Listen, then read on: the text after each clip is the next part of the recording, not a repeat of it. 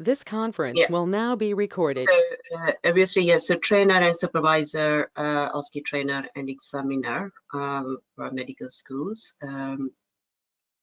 So hopefully, I will be able to tell you exactly what you should be doing in your exams as well.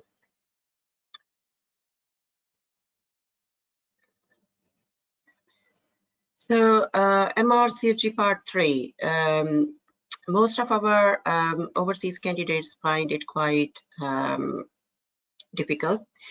And I think that's for very simple reasons. They find it difficult because just a little bit of difference. First, as a language, there can be a little bit of language barrier.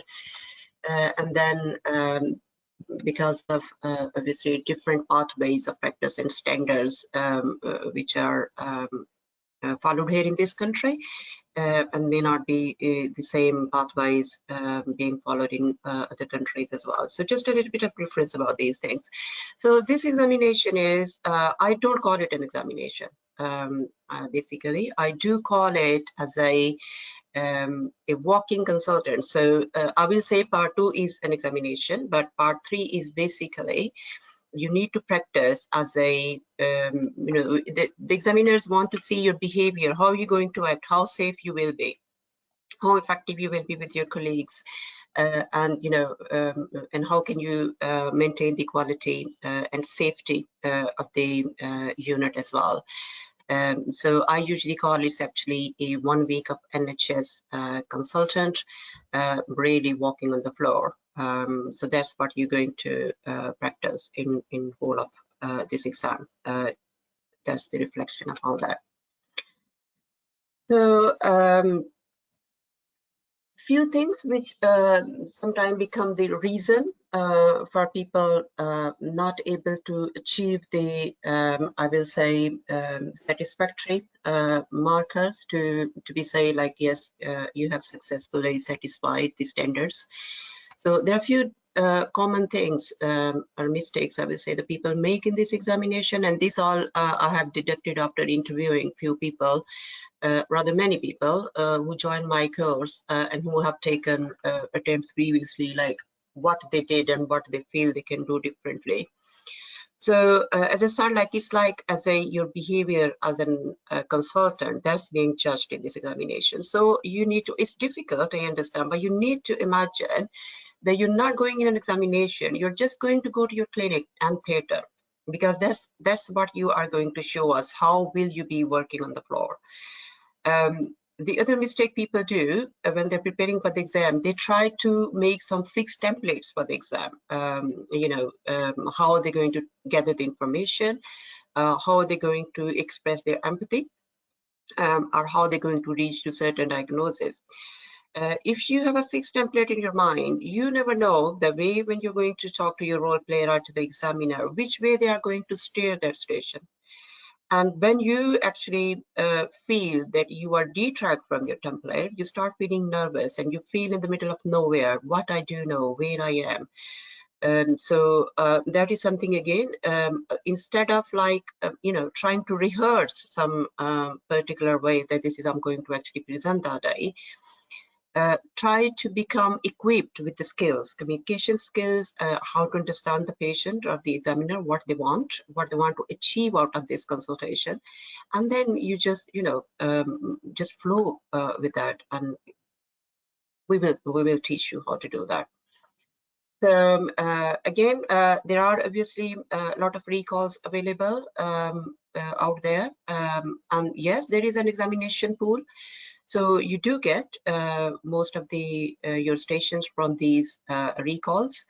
However, don't try to in a particular way. Yes, it's okay to understand the theme, but try not to rehearse in a fixed manner to say, as soon as you see the scenario, you think, oh, I know this is, this scenario, this is about this, and I'm going to perform like this. No, still there can be some subtle changes in that scenario, which your role player, your examiner will, give you clues, and then you will have to perform accordingly. So please be attentive. That's fine. Read the scenario.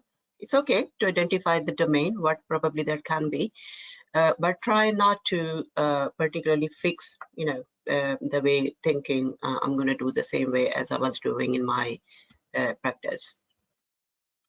So these are few little things.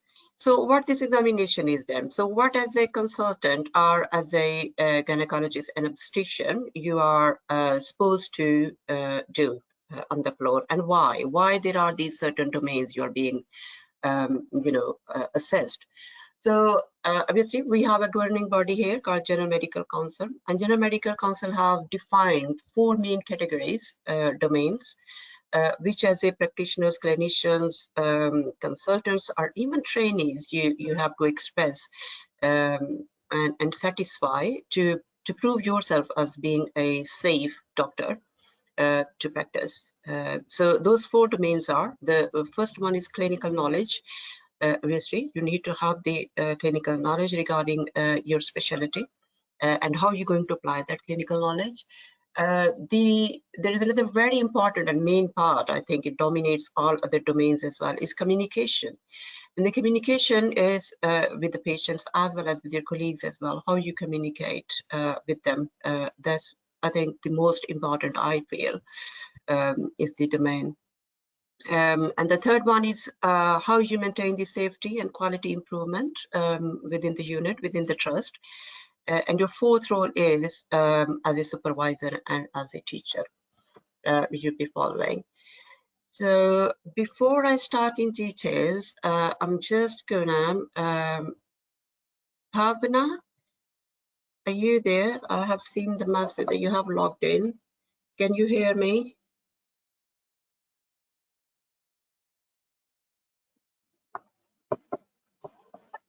Bhavna?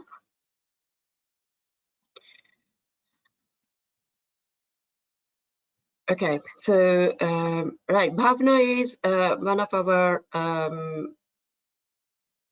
6 candidates who have passed this exam this time.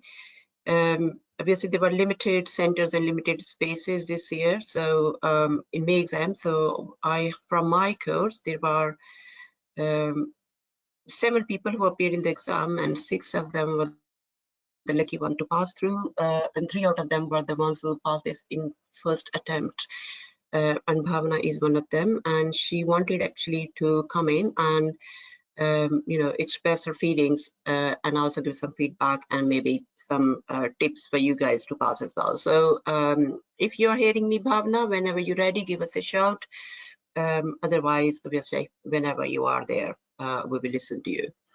Okay, so what I did then, I have done here is I have tried to help you to understand. Okay, you might have done this already. You know that these are the 4 domains you are being assessed. But how we apply that and how we can actually recognize, what particular scenarios are about. We are mainly being judged into this. So I have broken these into, with more detail to see, okay, so what we're going to, which domain applies to which scenario. So you can have a little bit of background idea what and how I'm going to do. So somebody is asking, will this next exam be for everybody? Yes, the next exam is for everybody, for all the centers, and hopefully it's going to be a face-to-face exam, unless something very different happens. From COVID point of view, the recent vaccination has given some good hopes and reassurance. So these are new variants, although the number of infection is increasing very rapidly at the moment. We're having like 27, 28,000 per day in UK. But luckily, the hospitalization and severity of the disease is very low. So I'm hoping with complete vaccination now, the life will start resuming. So yes, all of you who are aiming to appear in the exam, please prepare with the full effort. Start from now. Hopefully, the next exam is going to be a normal exam for everybody and in all centers, the new centers, including the new centers like Egypt and Dubai. Right, so clinical knowledge, but how the clinical knowledge is being checked. Okay, so there are 3 different type of possible scenarios appear in the exam where they check or assess your clinical knowledge. So the first one is the one typical scenarios are they can be in the form of structured discussions, and they are regarding diagnosis and management, how you will reach to certain diagnosis, and then you structure the management of that particular patient. Okay, they are very simple and straightforward. they are usually structured discussions.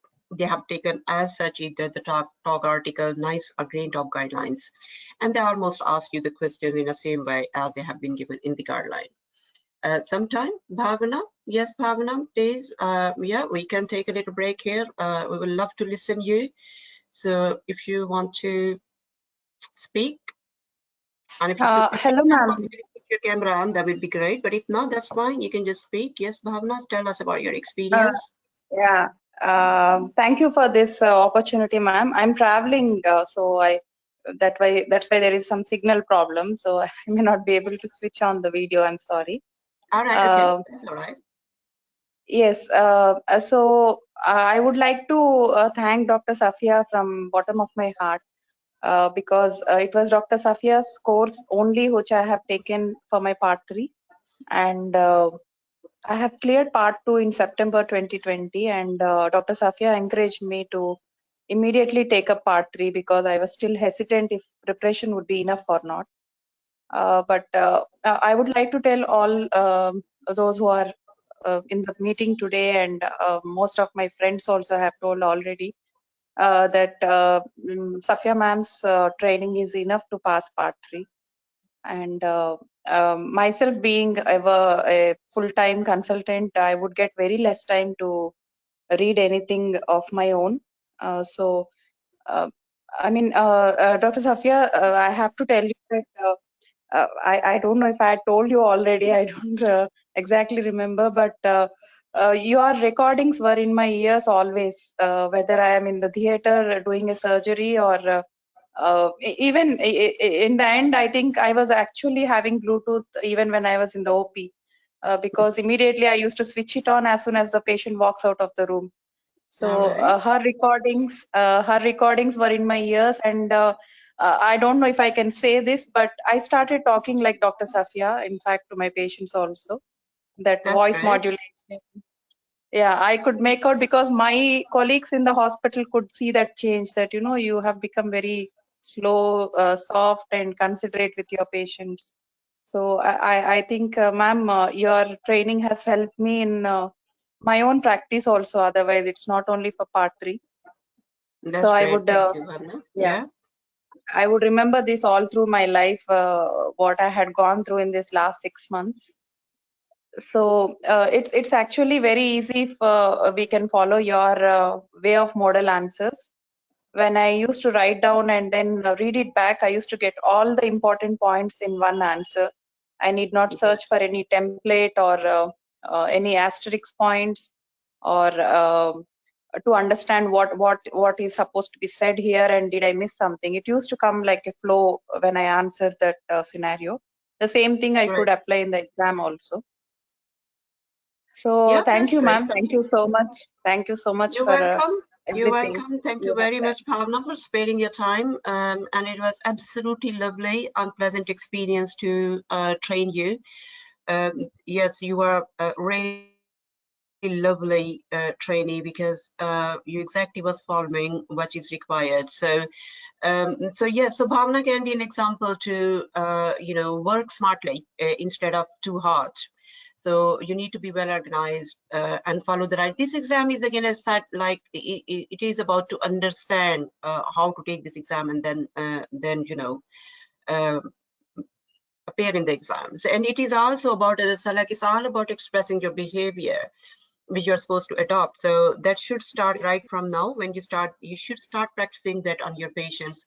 It's not about like you will learn and then you're going to just open those certain phrases and behaviors on the date of the examination. Your best practice is that from now straight away you start applying to your patients, and then you will just become so much natural in that.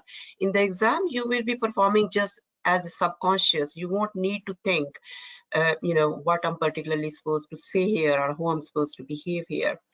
So yes, so big round of applause for Bhavna. We had a couple of more candidates as well. You did as a first attempt. One was Muhammad. I put his feedback because he was not able to join us live, and then the few other as well. But that's okay. Yeah, thank you very much once again, Bhavna, and I hope you have a very good, brilliant career. You can always contact us if you need, at any stage, if you need any help or guidance. Right, okay, Sure. so coming back to Thank our, thank you, Bhavna. So coming back to our clinical knowledge, so yes, so there is one type of station where there will be very straightforward guideline or the structure they will be discussing with you. In there you can start, and sometimes they give you with the scenario, so they will be assessing you some particular topic, but they will make it as a scenario. So the main problem which people do in structured discussion, they forget their scenario. So when they have given some scenario, then you have to tailor that guideline and your answer. You need to individualize for that particular scenario. Don't just complain, keep talking about everything generally given in that particular guideline, and we will go through a little bit of example later on. And sometimes again, when they are given the scenario, that's like a problem solving. So you will start asking from the history, really, I would like to get more information about, and then you need to ask all those the information in the question you would have otherwise asked if the patient was sitting in front of you. So you need to exactly say, I would like to add these, details of the symptoms, any background information like number of parity, say, if it's a static patient, what about previous pregnancies, all those which you would have asked your patient otherwise. And then the most important thing, then after that, just ask the examiner, can I have this information available to me? Some examiners will not give you that information unless you have asked them to. Some will just slip that card to you to say, okay, so this is the information you want to have. So ask your history questions, then tell, this is what I would like to do in my examination. These are the investigations I would like to arrange for this particular patient. And then ask the examiner, can I have this information? If there is information, they will give you. If you want to keep you tailored and specific to that particular scenario, they obviously will give you that information, and then you need to start the management, more tailored management for that particular situation. If there isn't, they will say, no, there is no information. Then yes, you can generally talk about the guideline, and then you can ask the examiner, okay, so are there any questions you would like to ask me? Obviously to direct the discussion which way they would like to take. So always communicate with your role players and with your examiners in a smart, casual way. Your way shouldn't be like when even with the talking with your patients, it shouldn't be like interviewing the patient. Tell me this, loosen your body, just sit. Leaning a bit forward. Obviously, on the computer it wasn't possible, the online ones, but just like as you sit in your clinic for your patients. When you're talking to your colleagues, whether it is structured discussion or you're discussing some, labor ward prioritization or something, again, keep it a smart, casual conversation, not the formal one. So we will go through that in a minute. The second way to assess your clinical knowledge is to check your clinical skills.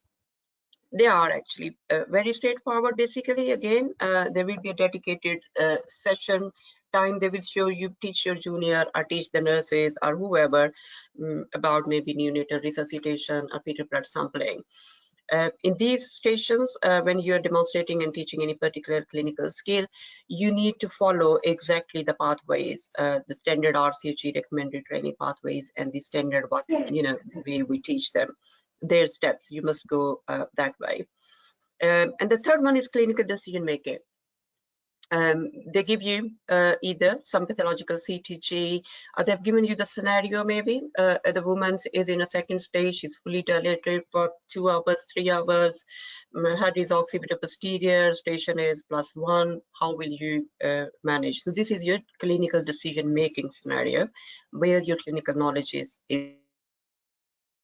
checked. So you need to exactly, you will counsel the patients, but obviously you need to tell about the ways, like what are the indications, what you're going to look into, and what you're going to are. Maybe some of junior is coming to you and ask like, okay, this CTG is pathological. I don't know exactly what to do with the CTG. Can you please help me with that? So that is also your knowledge of clinical application of your clinical knowledge. So, right, so as we start like what type of, so let's for an example now. So we start like problem solving structure discussions. Can I have a volunteer? Just a very quick one. I'm not going to go into full, scenario, because otherwise we will not be able to finish this whole day today. So I just want to give you an idea how. Okay, let I go just through with you. Right. So this one is a typical scenario which has repeatedly appeared in the exam. A primary gravida or whatever the parity. And she's 29 weeks in premature labor, really, basically coming in. So scenario usually will be given something like this. She has just been admitted an hour ago with history of tightening. There is usually some other information given because you will review the notes otherwise. So say she has no problems in this pregnancy, no medical conditions, and she's very anxious as she conceived this pregnancy after a long struggle. So there is examiner inside, and he or she wants to discuss with you how will you manage this particular patient. Now, if this comes as a role player, what are you going to do? First of all, obviously you're going to get the information from this woman. Yeah, you will ask her, okay, tell me more about your these tightenings, when you started, are they regular, are they strong, any other symptoms with that? Did you notice any watery leakage down there? Do you have any bleeding? You will be thinking about the possible causes of preterm labor, keeping in mind like can be some infection, UTI, it could be chorioamnitis, it could be general illness. So you will be asking all those questions. So here, even when the examiner is sitting in front of you, you also need to ask in the same way. So you will start by saying, I would like to get more information about this woman. It appears from the scenario that she is in preterm labor. So the information I would like to ask from this lady or gather from the notes will be, and then you will, start about the presenting complaints. About the differential diagnosis causes, you will be asking questions. So just say, I would like to take a history of dysuria, any frequency. I will ask her about any change in her vaginal discharge, if they're offensive. Has she noticed any bleeding? Any illness? Has she developed any fever? She been feeling unwell in last few days? So all these symptoms you will ask. Then you will say, you will ask about the fetal movements, and I will also like to get the information about her pregnancy till so far. Has there been any problems till so far? Has her all these screening tests been clear? What about her 20-week scan? Is that normal? Was that normal?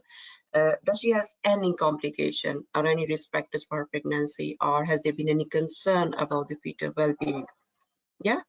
So this is the history you will ask. Then you'll say, okay, I would also like to know the BMI of this woman. And is there any family history of VTE? Does she has VTE? All those questions you will ask in history taking. The patient is sitting in front of you. Just say them all exactly the same way you will be asking from the patient. Then you will say, okay, so then I will examine this woman. In an examination, obviously, to exclude the signs of. And in examination, again, what happens is the candidates usually will say, I would like to know the pulse, blood pressure, temperature, and then I will do the abdominal examination. Just say exactly what, because this is discussion with your colleague. It's not only the patient. Right? For to the patient, we will say, yes, I would like to check your heart rate and your temperature and blood pressure. But if the examiner and your clinical colleague will say, I would like to exclude the signs of chorioamnitis. And for that, I would like to take her heart rate, if she has tachycardia, what her temperature is. And then I will do, say, abdominal examination. And what an abdominal examination? Fundal height, presentation, any tenderness, any uterine tenderness she has, to exclude, again, chorioamnitis. Then I will do spectrum examination. Just keep imagining what you do in your routine. This is exactly you will be doing in your patient, right? So keep in mind at this stage, imagine with your sixth sense that your patient is in front of you and you are actually going ahead to do that, right? So in abdominal examination, you will start by saying, I will repeat contractions for 10 minutes. I will put the CTG on, place of fetal heart, and then start CTG. Then I will proceed to spectrum examination after explaining what is important here now. I will explain the women because it can be quite frightening experience for her. So don't forget that bit here, yeah, you're counseling to the patient. I will explain her that, it looks like she's having some contractions. So I need to examine her and then we will see how far we are and then I will explain you accordingly. Then proceed to spectrum examination. Now what does spectrum examination? Any liquor, any bleeding, any abnormal discharge. I will see if the os is opened.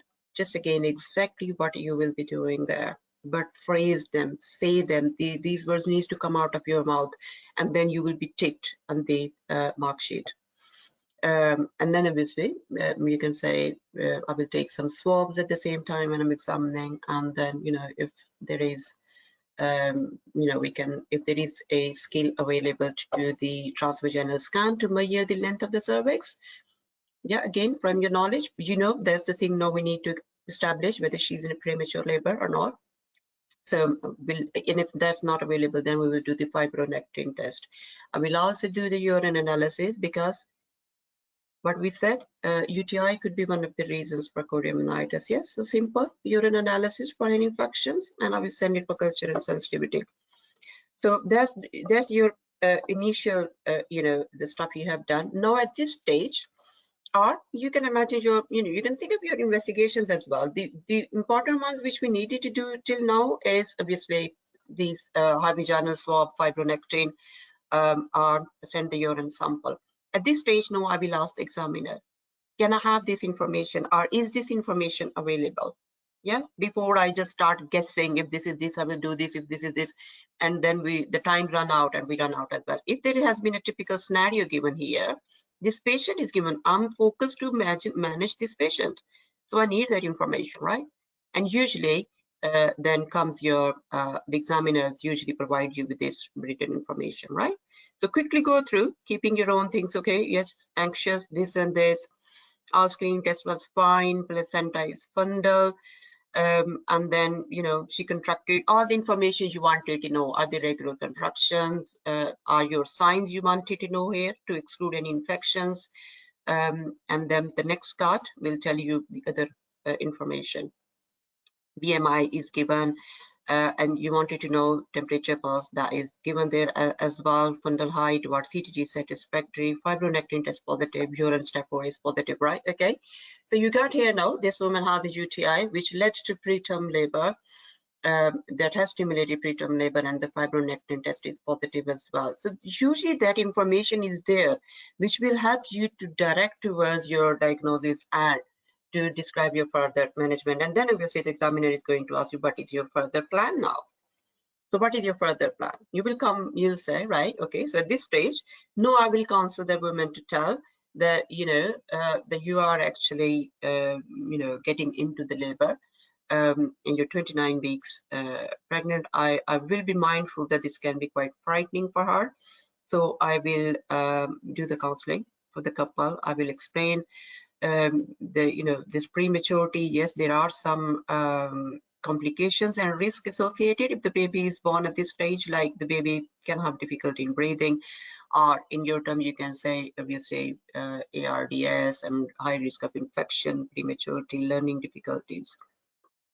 So whenever, even with the structured discussion, or when you are talking to the patient and you explain them and you're talking about some complications and risk, then and there at the same time, tell them what we can do to reduce this, right? We are not going to only scare and frighten our patient.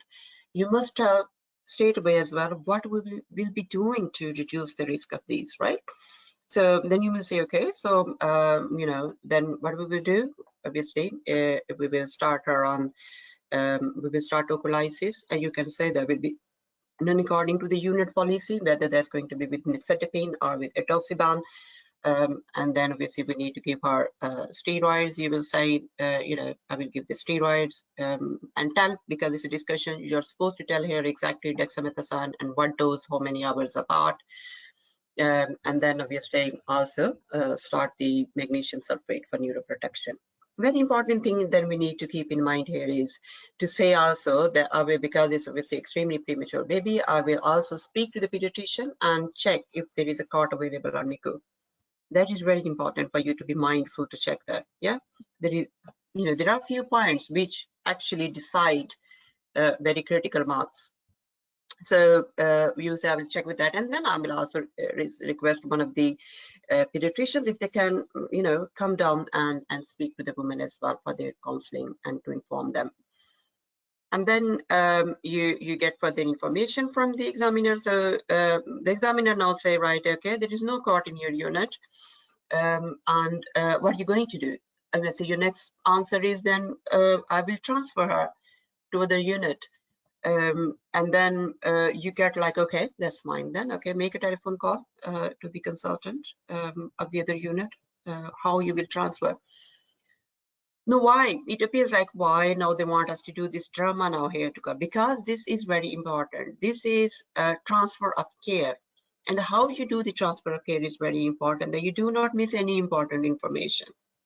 This is about the continuity of the safe care of the patient you are doing. So that's why you need to be aware when you are giving information about one patient, or you're transferring care of your patient to other colleague, how you will do that, just like as we do in morning, handovers and stuff as well. So this call, again, you need to literally act as a call. Thank you very much, on this and this. Thank you very much for accepting our patient. This is just like final year medicine exam, or even before that, you have been presenting cases. Basically simple, stick to that one. This woman called this, and this is 36 years old, she's 32 weeks or whatever, 29 weeks pregnant. She presented with 2 hours of regular uterine contractions. On the speculum, actually, she has rupture membranes, or whether she has no rupture membrane, fibronectin is positive. And then continue yourself. I have started her on, we have started ocolysis with nifedipine or whatever you have started. We have sent high vaginal swab. Urine analysis has shown this infection, and we have started her with the antibiotics. And then, CTG is reassuring.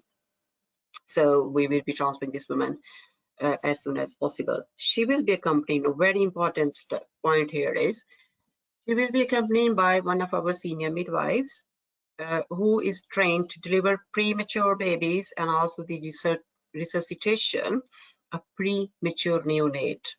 Right?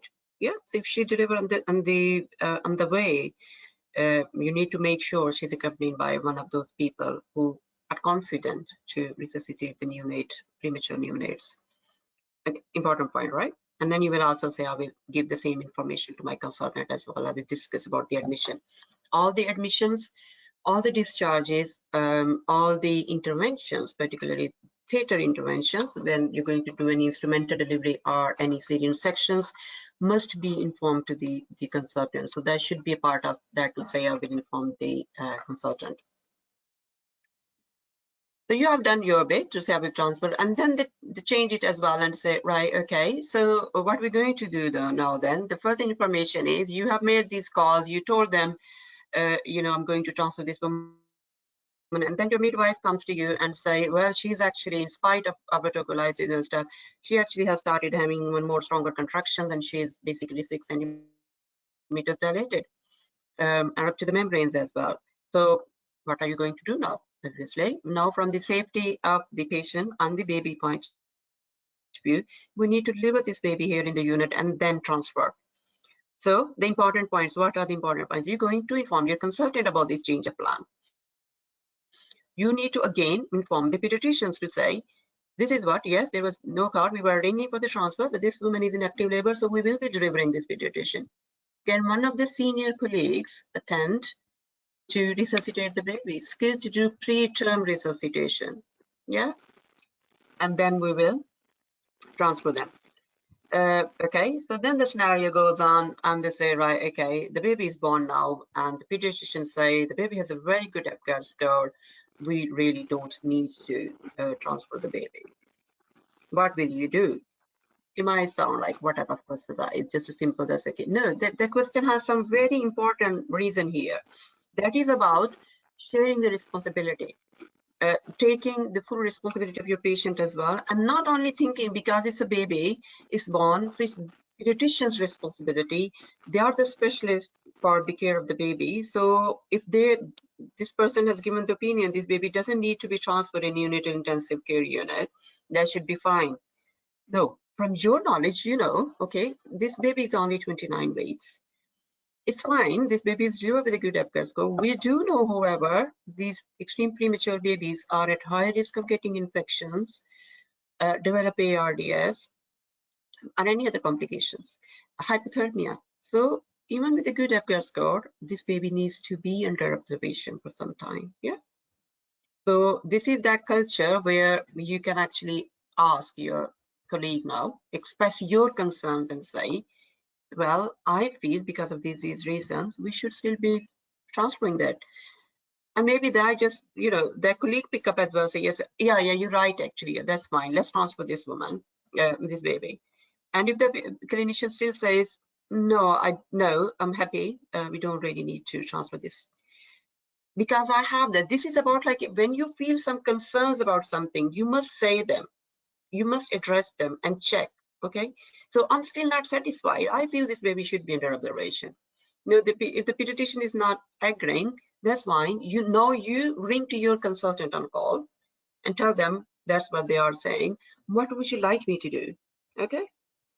So at this stage now, there's a responsibility of your consultant to make a decision. And if the consultant says, no, that's fine, you are right, complete the transfer, then you will transfer the patient.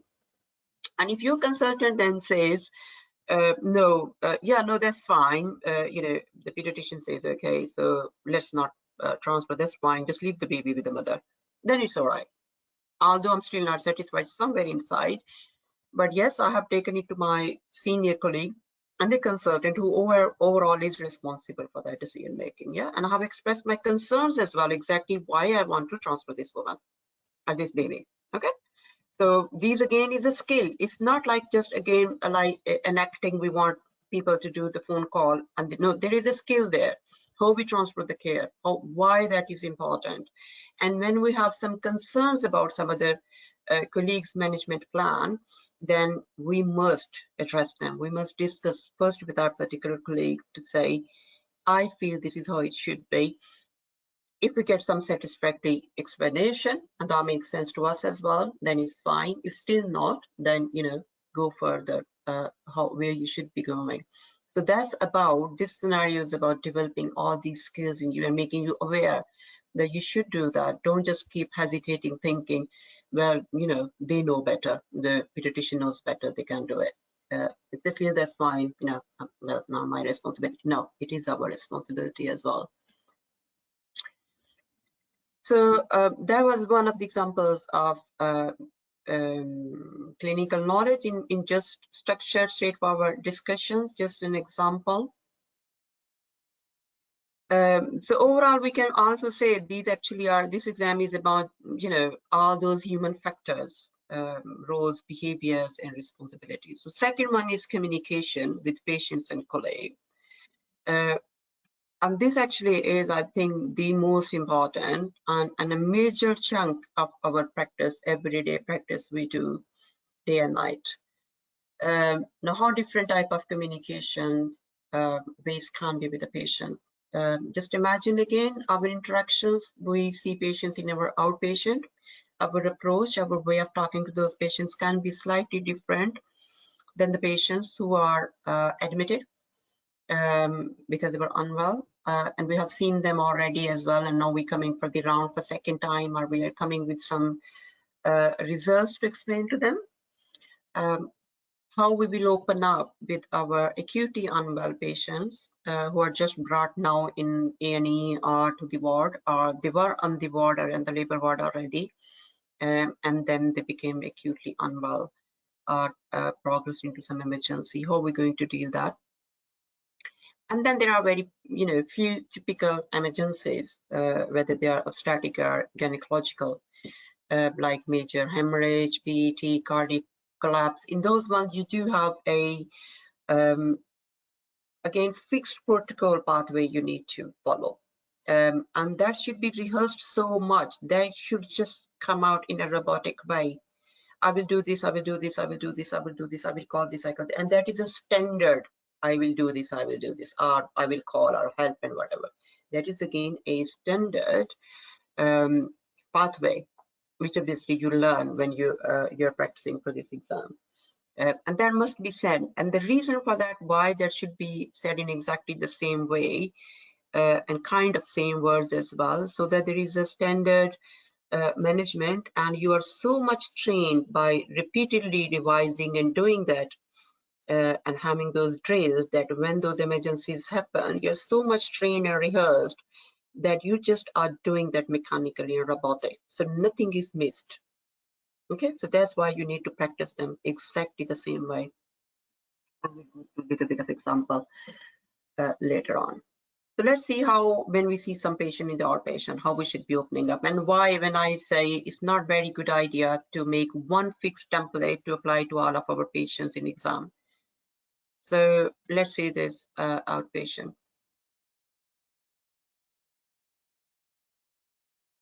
Any volunteer? To start with, just a little bit. We're not going to go into the full detail and full scenario. I just want to help you to understand. Any volunteer? Ma'am, I can do it, ma'am. Okay. Dr. Bhavna here, ma'am. Okay, Bhavna. Right then. So,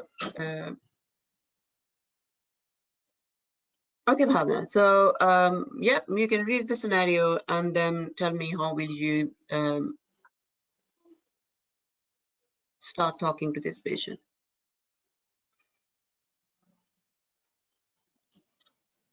Hello. Hi, I'm Dr. Bhavna, one of the doctors in the clinic today. Can I confirm your name and age, please? Yes, doctor. My name is Deborah Goldsmith and I'm 26 years old. How may I call you Deborah Goldsmith? You can call me Deborah. Deborah, I understand from your case notes that you have been referred for tummy pain. So in this consultation, I would be addressing that, asking you a few questions and giving you a management plan which is mutually and agreeable and, according to the protocols. Is that okay for you? Okay. Okay, So doctor. Yeah. is it okay if I call upon my chaperone to provide you certain painkillers so that you feel better? I'm all right, doctor. I'm not in a lot of pain at the moment. I'm fine. Thank you. So can you tell me about your problem in your own words? Yeah, so I have been really troubled with this pain for so many months now, and I'm really fed up with this pain. My GP has given me some tablets and pills. Nothing seemed to work. I really want to get rid of this pain now. Deborah, I have certain questions which are a bit intruding. Can I ask them? Yeah, sure. You can ask me what you need, doctor. Yes. Can you tell me, do you have pain while having sex? Yeah. The sex is so painful that it's been ages. We haven't been able to do anything properly, and that's another thing which is causing a lot of stress, because obviously that's quite upsetting for my partner. I can see that you're stressed out. Can I offer you a counselor because talking to them may make you feel better? Yeah, no, I'm okay. I don't really need the counselor at this stage. Thank you. Deborah, have you ever been treated for sexually shared infections? I was treated for some infections. I think it was chlamydia when I was about 18. Okay. So have you completed your entire course and have been told to you that you are get rid of infection completely? Yeah, I had a test afterwards and that was fine. Deborah, have you ever been had with more than one sexual partner in your life? Yeah, this is my third partner. Yeah, I had two before. Deborah, have your partners are also been tested and treated for the same condition before? Yeah, my boyfriend at that time, yes, he was. All right, Deborah. So I just keep everything confidential, and if required, we may be addressing you, putting in contact with a special clinic so that further care will be taken subsequently if required. And now I wanted to know whether you have any current discharge from down below. So which special team, doctor? Which special team I need to see? Yes, that would be a genitourinary medicine clinic. We call Okay. them as GUM clinics. So Right. I will be putting you in contact with them. Right. Why will be that done, doctor? Because Why I need to chlamydia, go to see? yes. So chlamydia is such an infection. If you are not treated completely, or if your partner have it, then it is a sexually shared infection which happens recurrently. And if this infection persists, you have a condition called pelvic inflammatory disease that affects your womb, Yeah, neck of but the womb. yeah, sorry, doctor, to interrupt you, but I'm not having chlamydia now. I had that in the past. And as I told you, I was treated then. Okay, that's good to You hear know, then. I'm really fed up now with all that, like people just sending me to other doctors, other specialties. Nobody seems to really treat me. I'm really fed up being sent to, you know, different places. All right, all right, Deborah, I understand that. So let me ask you, when did you get your last menstrual period? That was 2 weeks ago. Are you currently using any contraception? Yes, I have implant. All right, are you using condoms?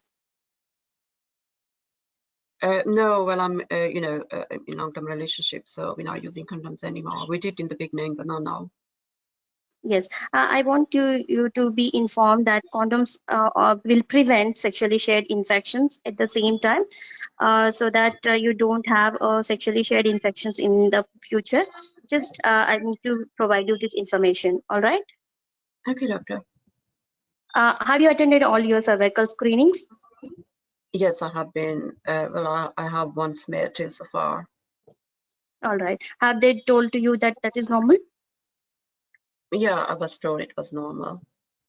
Have you been pregnant before? Yes, I have one termination. All right. I think that would be for the personal reasons, right? Yeah. Okay. So, do you have any other medical illness for which you are in touch with GP? No, Okay. Any surgeries on your tummy and down below? no, doctor. I've never had any operations. Any medications for which you are using currently? No, I'm not taking any. Any allergies to any kind of medications? No, doctor. For more personal questions, do you smoke, Deborah? I do smoke, doctor. Yes, just social when I go out with my friends. Do you take alcohol? Um, just on weekends and in parties, really.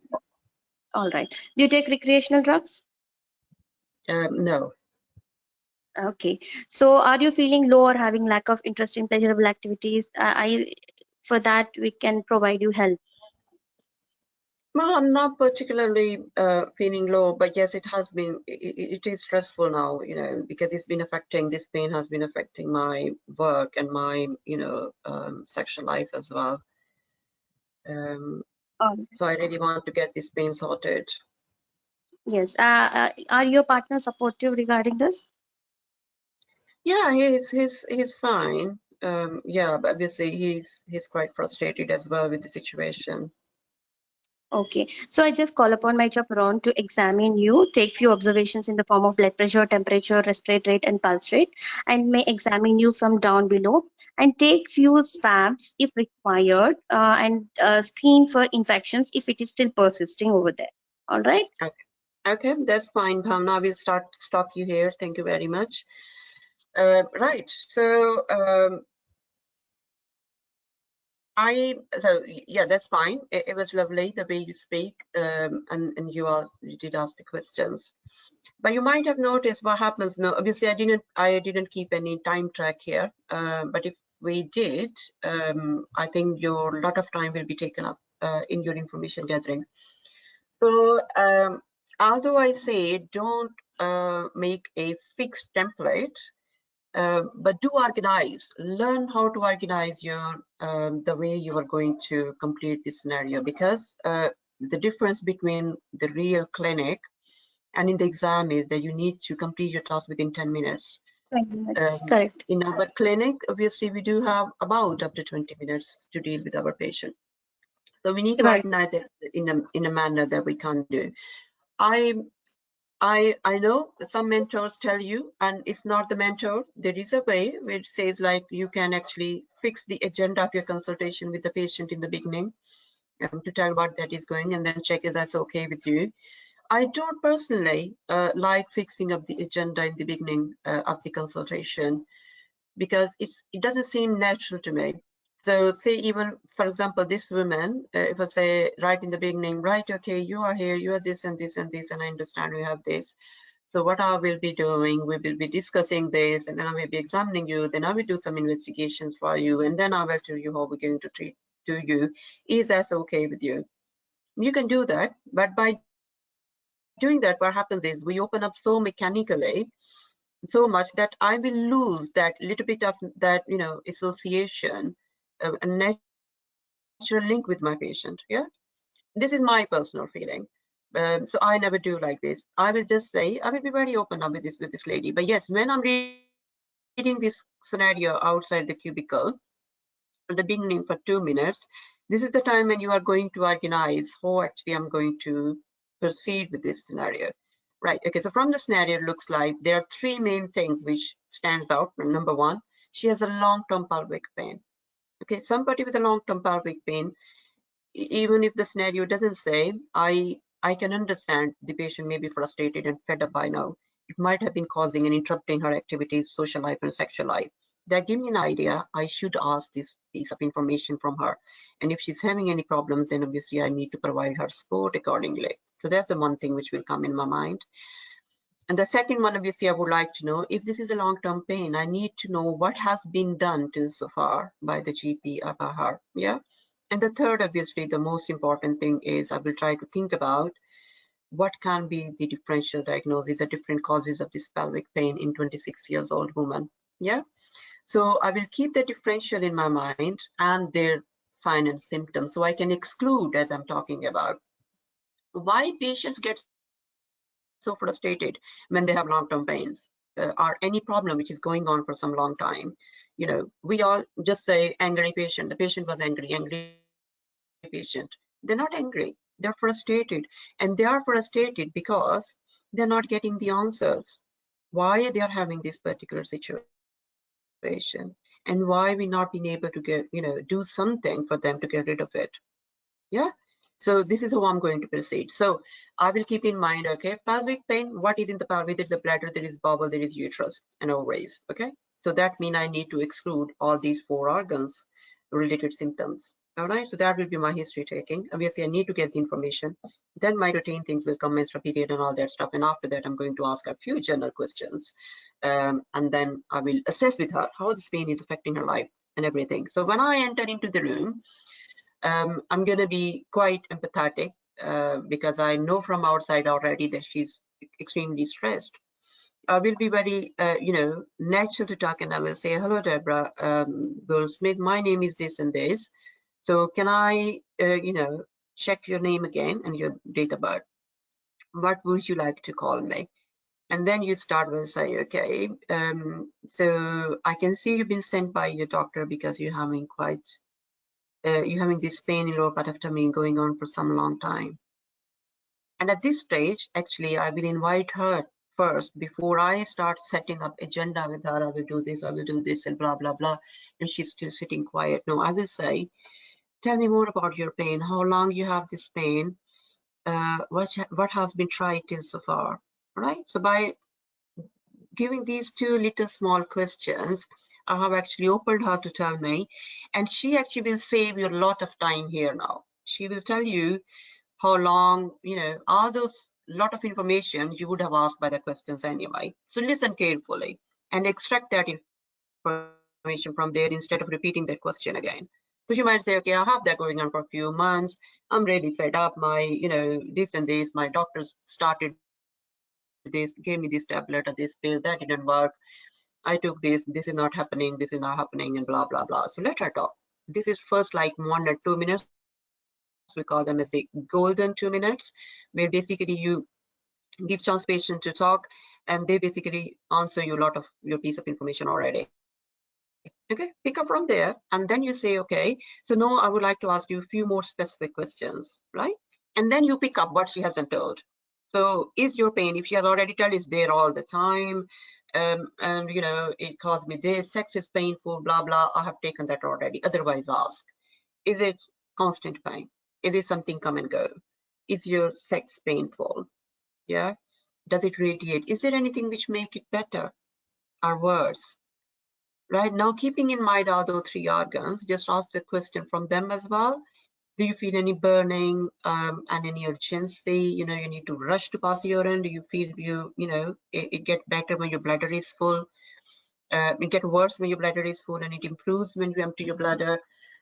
Does you think it has anything to do with your bowels? Like you feel the pain is worse after taking food or empty stomach, and you feel better when you open the bowels? By doing this, two questions, you've excluded your bladder pain syndrome and your IBS. Now we can focus and concentrate more on uterine causes. Yeah. So then ask about the period. Are they heavy? Does the pain get worse during the period? Yeah. Now you're keeping your conditions in your mind, and that just will help you to ask what you should be asking. Yeah. Endometriosis. Are your periods heavy? Is there any condition you've been told by your doctor, like you might have something called endometriosis or in your family? Or and then you proceed from there. It's painful. Sex is painful. How bad that can be? Will that stop you from having sex? Yes, my partner is very frustrated. Okay. And when she pick up and say my partner is frustrating, instead of me asking lady question later on by asking, is your partner supportive in a mechanical order, I'm just going to pick up from there straight away, and I will say, okay, so tell me how that has affected your relationship then. How is he coping? By asking this question, I'm actually encouraging her. She might just now open up by saying, well, he's really frustrated. He get angry now at times. That will help you to figure, okay, there is some risk of domestic violence as well for this girl. Yeah. So that is how naturally you flow into those questions. Do you feel like otherwise? I can understand. Yes, it must be very, frustrating for you and the partner. Do you feel if I arrange some counseling for both of you, that may help? Yeah, in this way, instead of just going. So make it more natural and take things as they're going along. And then you say, okay, so sometimes there can be, some scarring inside which can cause the pain. Do you have any operations in your tummy, lower part of tummy in the past? And have you ever been diagnosed with any sexually transmitted infection? Now, if she's diagnosed with infection in the past, at this stage, I don't need to, unless I don't diagnose chlamydia again, I don't need to talk about GGUM and all that stuff. Yeah, that will be unnecessary at this stage. And then I will ask about the symptoms of obviously related to STI and PID. And I will say, okay, I would like to ask you quick questions regarding your sexual and social lifestyle. So instead of saying, you can say that's fine, I would like to ask you intruding question if you don't mind. But by saying that, actually, we alert our patients by saying, well, I'm going to ask something which probably is a bit, instead, just keep it natural. It's quite natural now to ask this. I would like to ask you a few questions regarding your sexual and social lifestyle. Would that be okay? The patients are more confident. They take it more as a natural. Instead, what we want them beforehand, I'm going to ask you some very sensitive intruding questions, right? That make them feel rather a bit nervous. And then you ask, okay, so tell me, when was the last time you had a sex? How long have you been with this partner? Is this your regular partner? Do you have sex with anybody else in last 3 months or 6 months time? Okay. Up to 6 months is enough. We don't need to go for her life. How many partners did she have? She might have 10 people till so far. Up to last 6 months is fine. Just ask, have you had sex with anybody else in last few months time? And then from there now, we know we want to exclude any STI and PID. So then ask, okay, have you noticed any abnormal discharge? Any bleeding in between your periods? Any bleeding after sex? Yeah, so just naturally take those, keeping your one differential diagnosis in mind, just ask. Then now your, other than these organic reasons, obviously PID, endometriosis and bladder bowel related, then there is something else as well, right? There could be some domestic abuse or some other psychosexual issue going on. So I'm going to then ask that question in a very natural way as well by saying, some women who have suffered or have been, have experienced any kind of sexual abuse as a child or in their current life, or or any domestic abuse, that can also make them to have these long-term pains. Yeah. Have you experienced any of these, right? So I've just realized that first to say in some women who have experienced these, they can be. Have you experienced any of these? So if she has, she will tell, or she will be confident and say, no, doctor, no, there's nothing like that. Okay, that's fine. If there is some domestic and there's psychosexual or domestic violence or sexual abuse kind of thing going on, if that woman is not open up straight up to tell us, she won't say no. What will she say? Well, I don't really want to talk about it. And when the patient says, I don't really want to talk about it, that means there is something not right. Yeah. And then I will change my style and say, okay, I see you are a bit concerned about this. So is there any particular reasons or any concerns that you don't want to discuss that? Yeah. Now you can see how if you keep it natural, in how many different ways this consultation can go, right? This consultation could be irritable bowel syndrome. This pain could be bladder pain syndrome. This could be endometriosis. This could be PID. This entirely could be some sexual abuse case, domestic violence case. Yeah. So that's why it's very important that we actually learn to talk and explore the patient and their concerns and views, and then work up our the management plan accordingly, rather than having one thing fixed in mind. Second thing, regarding the examination, we know we can't do the examination. Their speculum are by manual examinations during the exam. So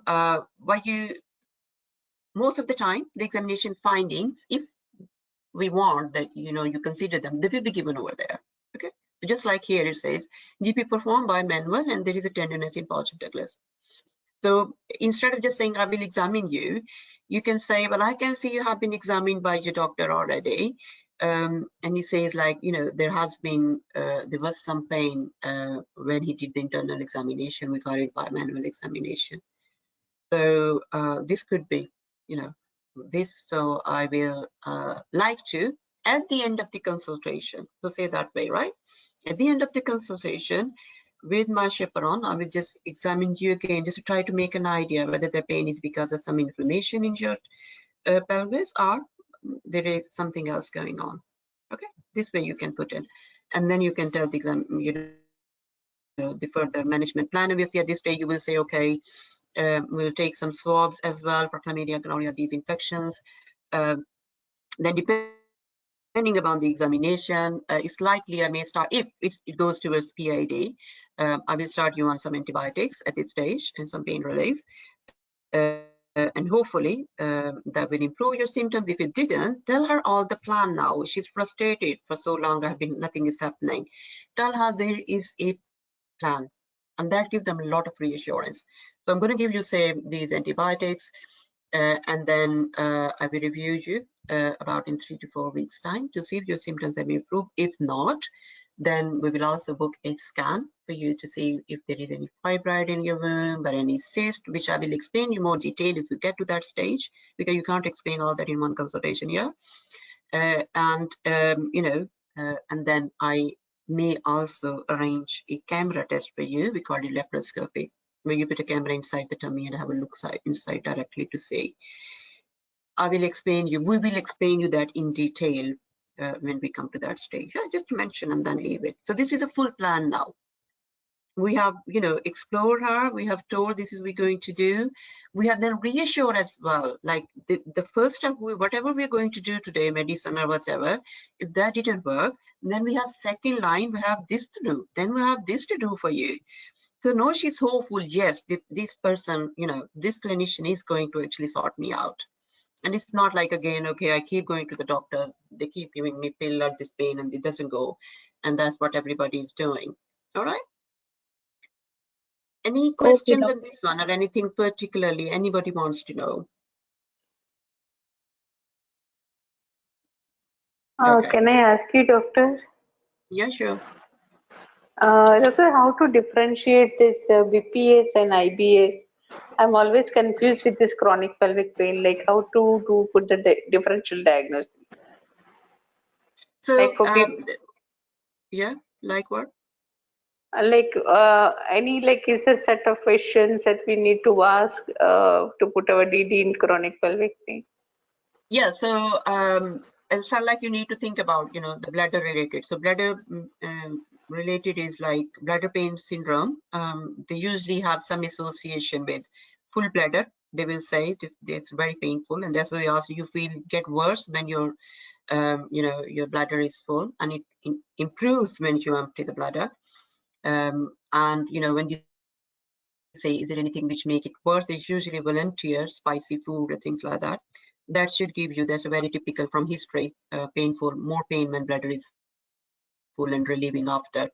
Irritable bowel syndrome is same. Do you think it has some association with your intake of food? Like you feel more bloated and painful after taking food, and you feel better when you open the bowels. So that usually is the question which help you over there. And otherwise, uterine causes, obviously you will get that idea from your menstrual history, heavy periods, painful periods. The pain is there, but it become really bad during my periods. So then you can make an idea, okay, there could be something like adenomyosis, fibroid, or endometriosis. And if it is like it's going towards pelvic inflammatory disease, that doesn't necessarily mean they have previously been diagnosed with any STI. So they might give you some symptoms of different discharge and stuff, and even if not, then you know, everything else will be negative. Periods are fine, they're normal, no heavy, painful, particularly painful periods. All the other, they will keep, you know, from there, like they are okay. And then you can think, okay, so we'll examine you. There is no previous history of surgery, so you won't think there is any additions because of the surgery which is causing the pain.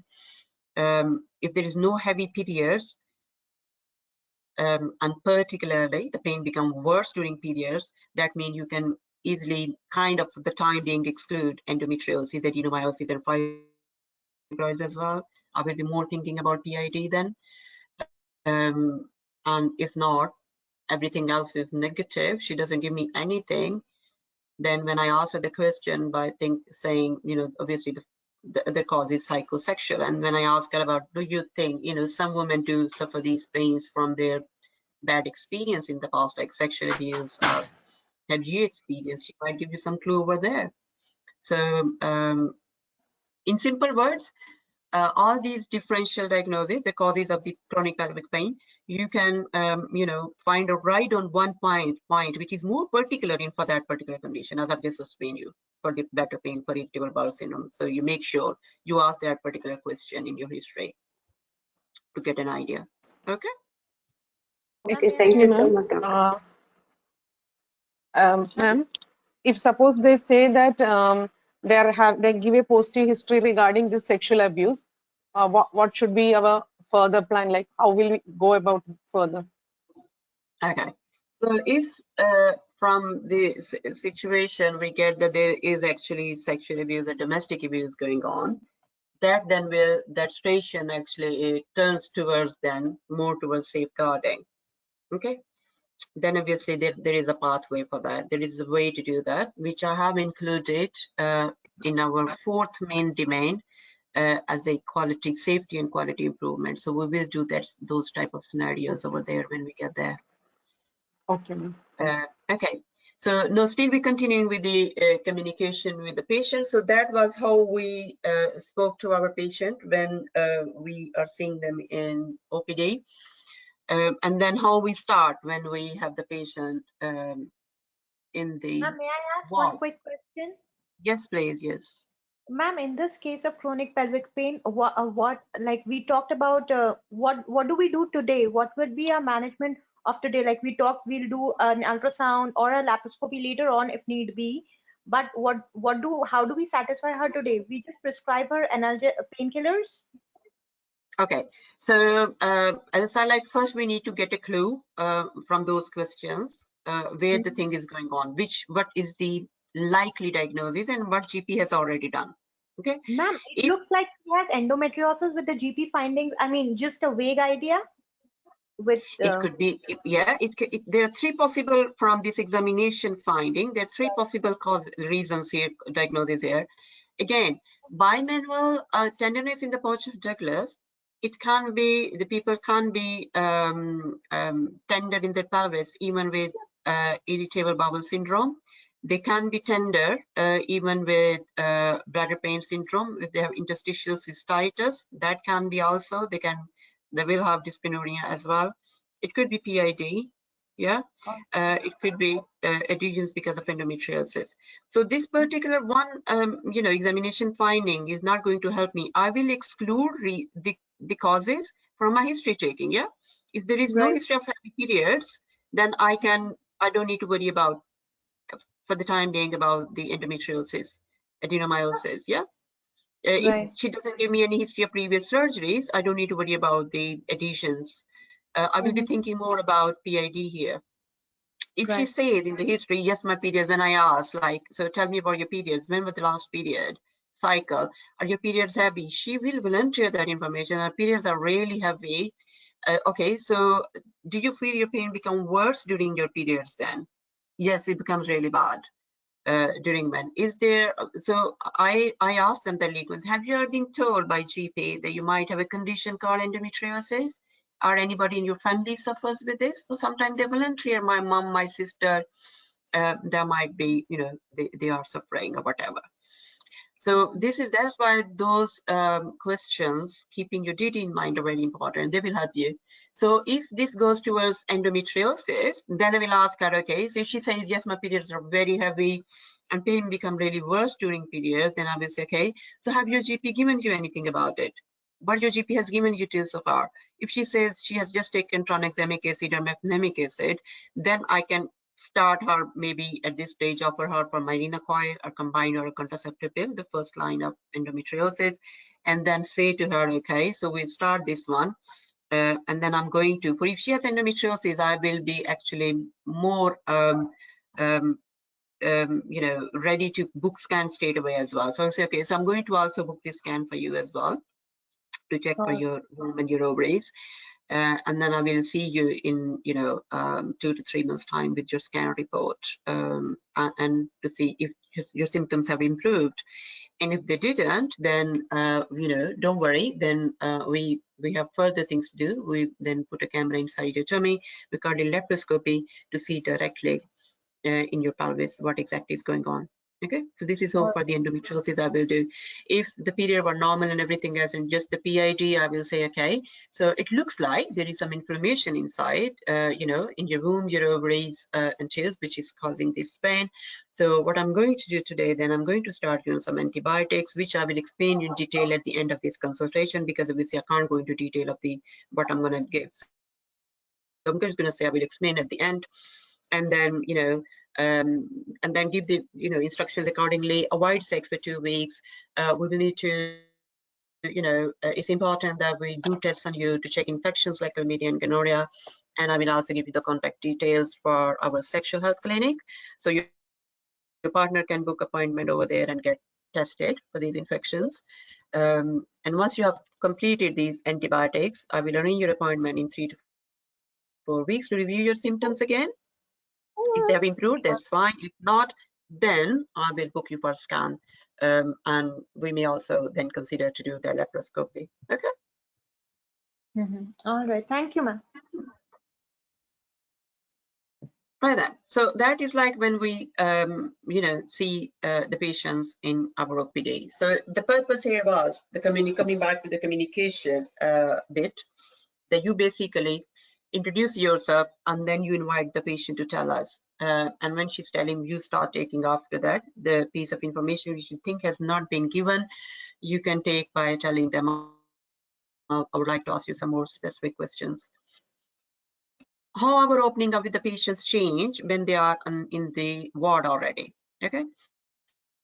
So this is a lady who's been admitted since yesterday, 9 weeks. She came with hyperemesis, and then she has some tests done and a scan done, and now we have a report with us. Now, obviously, this will be slightly different opening as compared to the other one. Okay, so I will go in. I will say, right, okay, hello, Jessica Williams. I'm Dr. So and so. And just again, can I check your name and your age, and how would you like to call me? That's standard opening. And then you will say, okay, so I understand this is your second pregnancy and you're 9 weeks pregnant and you've been admitted with nausea and vomiting. Yeah, so here I have, taken a little bit to open up the scenario, to tell her that I am aware. I have seen her notes before I have came in to speak to you. It's not like I come in and say, okay, tell me why you are here. It's not natural. By doing that, what I'm leaving the impression here is, I am not aware of this patient being admitted. I haven't bothered even to review the notes, see the notes first. I'm going to see this woman, what she has been admitted for. Okay, so I will give a little opening here by saying, so I understand this is your second pregnancy, you're 9 weeks and you are admitted with these symptoms. And then I'm not going to go further beyond that, because it's very important that at first I ensure her immediate well-being. Okay, so how you are. So first I'm going to ask her, okay, so tell me about your vomiting. Are you feeling better than before? Yeah, so if I go back to the scenario, so how is your nausea and vomiting? So she will tell me, okay, I have this and I have been given some injection and I have been given this drip as well. I'm feeling a lot better than before. Have you been able to eat and drink now? Are you able to keep your food down? Yeah, so I establish your immediate well-being first. So I can see you did have a little bit of bleeding as well. So tell me about your bleeding. So she will tell you whatever, it stopped, it's still a little bit going on, whatever. And then I will say, okay, because now here you need to understand this scenario is when you read that outside the cubicle, you can see there are some results given, which I need to tell her about her electrolytes. Then there is a scan report given about complete mole. So that means I need to take a major chunk of my time of this station basically to explain this woman about what complete mole is and how we're going to manage it. Yeah, that tells me I shouldn't waste my half of the time to explain this woman. I will ask the questions, again, relevant, focused history. But I'm not going to open up with the history taking here to make sure that I don't miss my most important stuff which I need to do, and that is to explain her what the mole is and what the management is. So after establishing immediate well-being, I will say, okay, so we did some tests on you yesterday to check, because when you vomit, your salts in the body can change, the levels can go down. So we did your blood test to check for that. And that shows that some of your salts levels are not normal, but don't worry about that. We are giving you these fluids and they will be corrected. Okay, so I'm not going to waste a lot of time on that either. And then I will say we also did a scan. Okay, so immediate well-being, then I gave them, and then I will say, okay, I'm not going to prepare her for that report. And I will say, right, okay, so we also did a scan to see for your pregnancy. We have the result back. And I'm afraid this result might be, a bit upsetting for you. Okay, so I've opened up now to tell it can be upsetting and unexpected. Yeah, so it may be unexpected and upsetting for you. And beforehand now, after warning, it can be upsetting. I'm just going to simply ask her, are you okay for me to discuss with you this scan report on your own, or you would rather like your partner or some family member with you? All right, everybody has a different threshold. So after that month, so she says, no, my partner is not here, he's gone to do this, blah, blah, whatever. I'm okay, you please tell me the result. Then I will start telling her the results now. Okay, so telling complicated results is itself is a task. Now, if I start straight away and say, well, we have this scan and the scan shows that you have got something we call complete mole. You can do that. I mean, you're not going to be penalized by doing this, but that's going to take you a longer time. Now, when you will say complete mole, she's going to panic. What is that? Do you know, have you heard about the mole? No, I haven't heard anything about the mole. What is the mole? Couple of sentences. Yeah, few seconds you have wasted here. Instead, what I usually do to make the more easier for them to understand straight away, rather than to put their anxiety to go on the peak first, and then try to explain them, and when all the adrenaline is actually at the peak in a rush already, it makes them much more harder to understand what we are telling them. So instead of doing that, what I do, I just make a picture. So I say, okay, So what happens, normally, I'm just going to draw this picture to help you to understand what we are talking about. Okay, so normally what happens, this is your, when the pregnancy start, the egg, the women, and the sperm from the man, they unite and the pregnancy start. The sperm bring some piece of information, we call bundles of information called chromosomes, and some genetic information, and some genetic information is brought by the egg, and the combination of them then decides how this pregnancy is going to develop the baby and how the baby will be. In some pregnancies, the sperm has all the genetic information with it, but the egg is empty. So the egg doesn't bring any genetic information with it. Okay, so this pregnancy, as a result, the pregnancy which starts is an abnormal pregnancy. This pregnancy cannot develop into a baby. There's no baby formed in this pregnancy, and we call this a complete mole. Okay, it's only the afterbirth tissue which is formed as the result of this pregnancy, and that keep growing, and that produces a pregnancy hormone which give us pregnancy test positive. This is very simple. If it's partial mole, then obviously you can speak to her, and then I will say, I'm afraid your scan shows that your pregnancy is complete mole. There's no baby formed. Yeah, so now you can see how easy that is for her to. We have prepared her, we explained already what that is exactly, and then I tell to her, no, this is what you have got, right? And then see what her reaction is. Okay, so she might go, again, different people have different way and threshold to deal with these type of unexpected situations. If she's clearly upset, whatever the news was, she's clearly upset, she start crying, tearful, then it's okay. Give it a few seconds, just be quiet for a few seconds, and then just lean forward again and say, I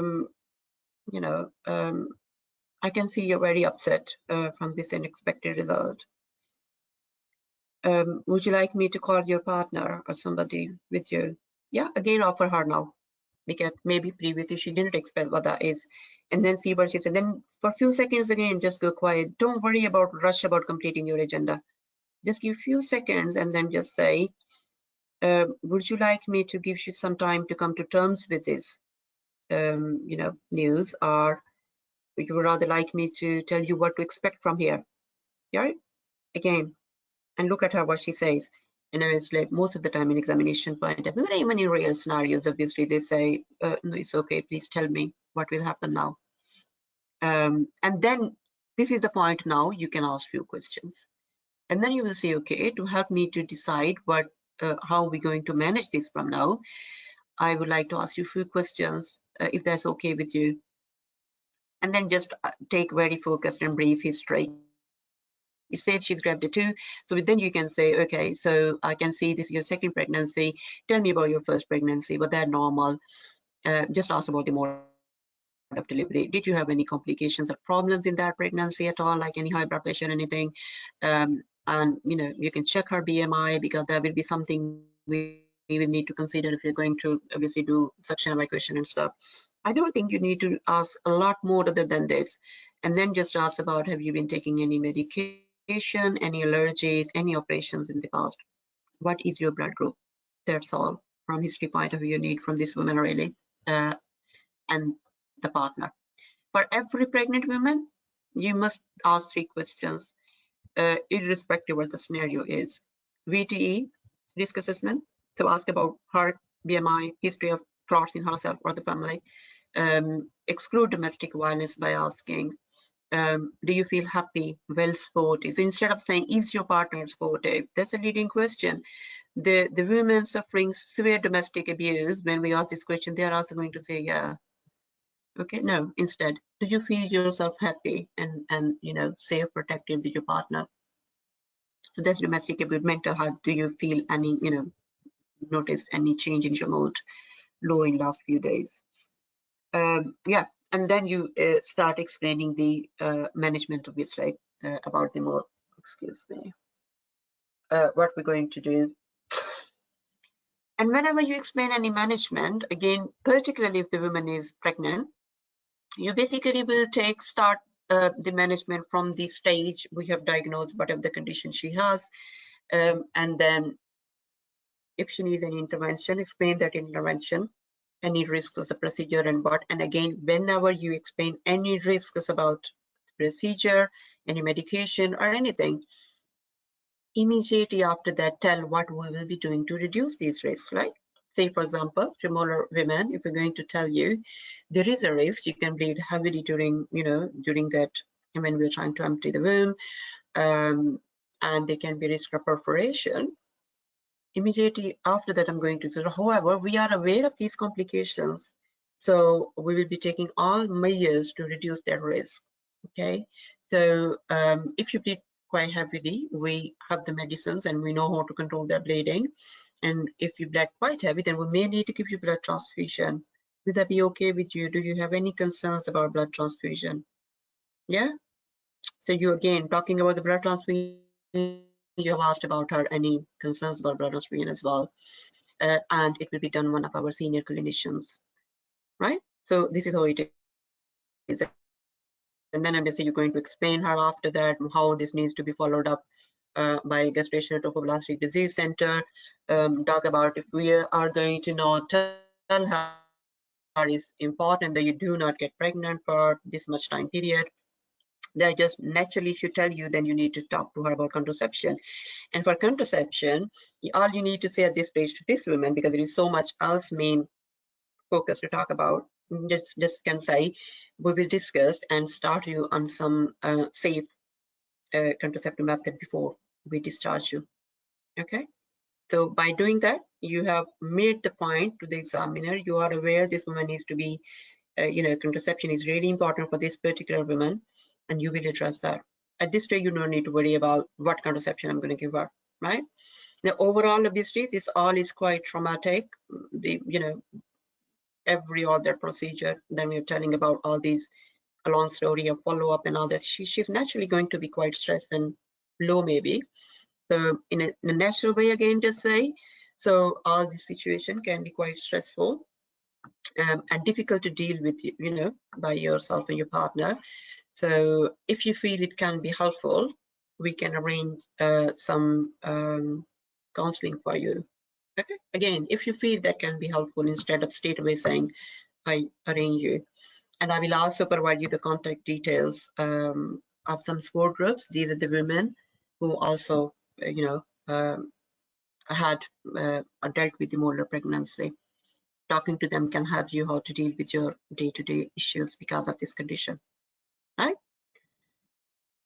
So now you can see, yeah, how that is different. So you can't really have a fixed template. আরে উল্টা আপনাদের সব জিনিসের মধ্যে ওইটা রাখা দেবে, ওই ব্যাগের মধ্যে নিয়ে রাখা দেবে, এরকম রেসপন্সিবল লোক সে। Is that something you're asking me, or it's something I didn't understand what that was? Are you somebody's talking to at home? Please put your mics off, everybody. Right. Okay. Then comes again, we continue with the communication with the patients. Now here comes now how we communicate when the patients are acutely unwell. Okay.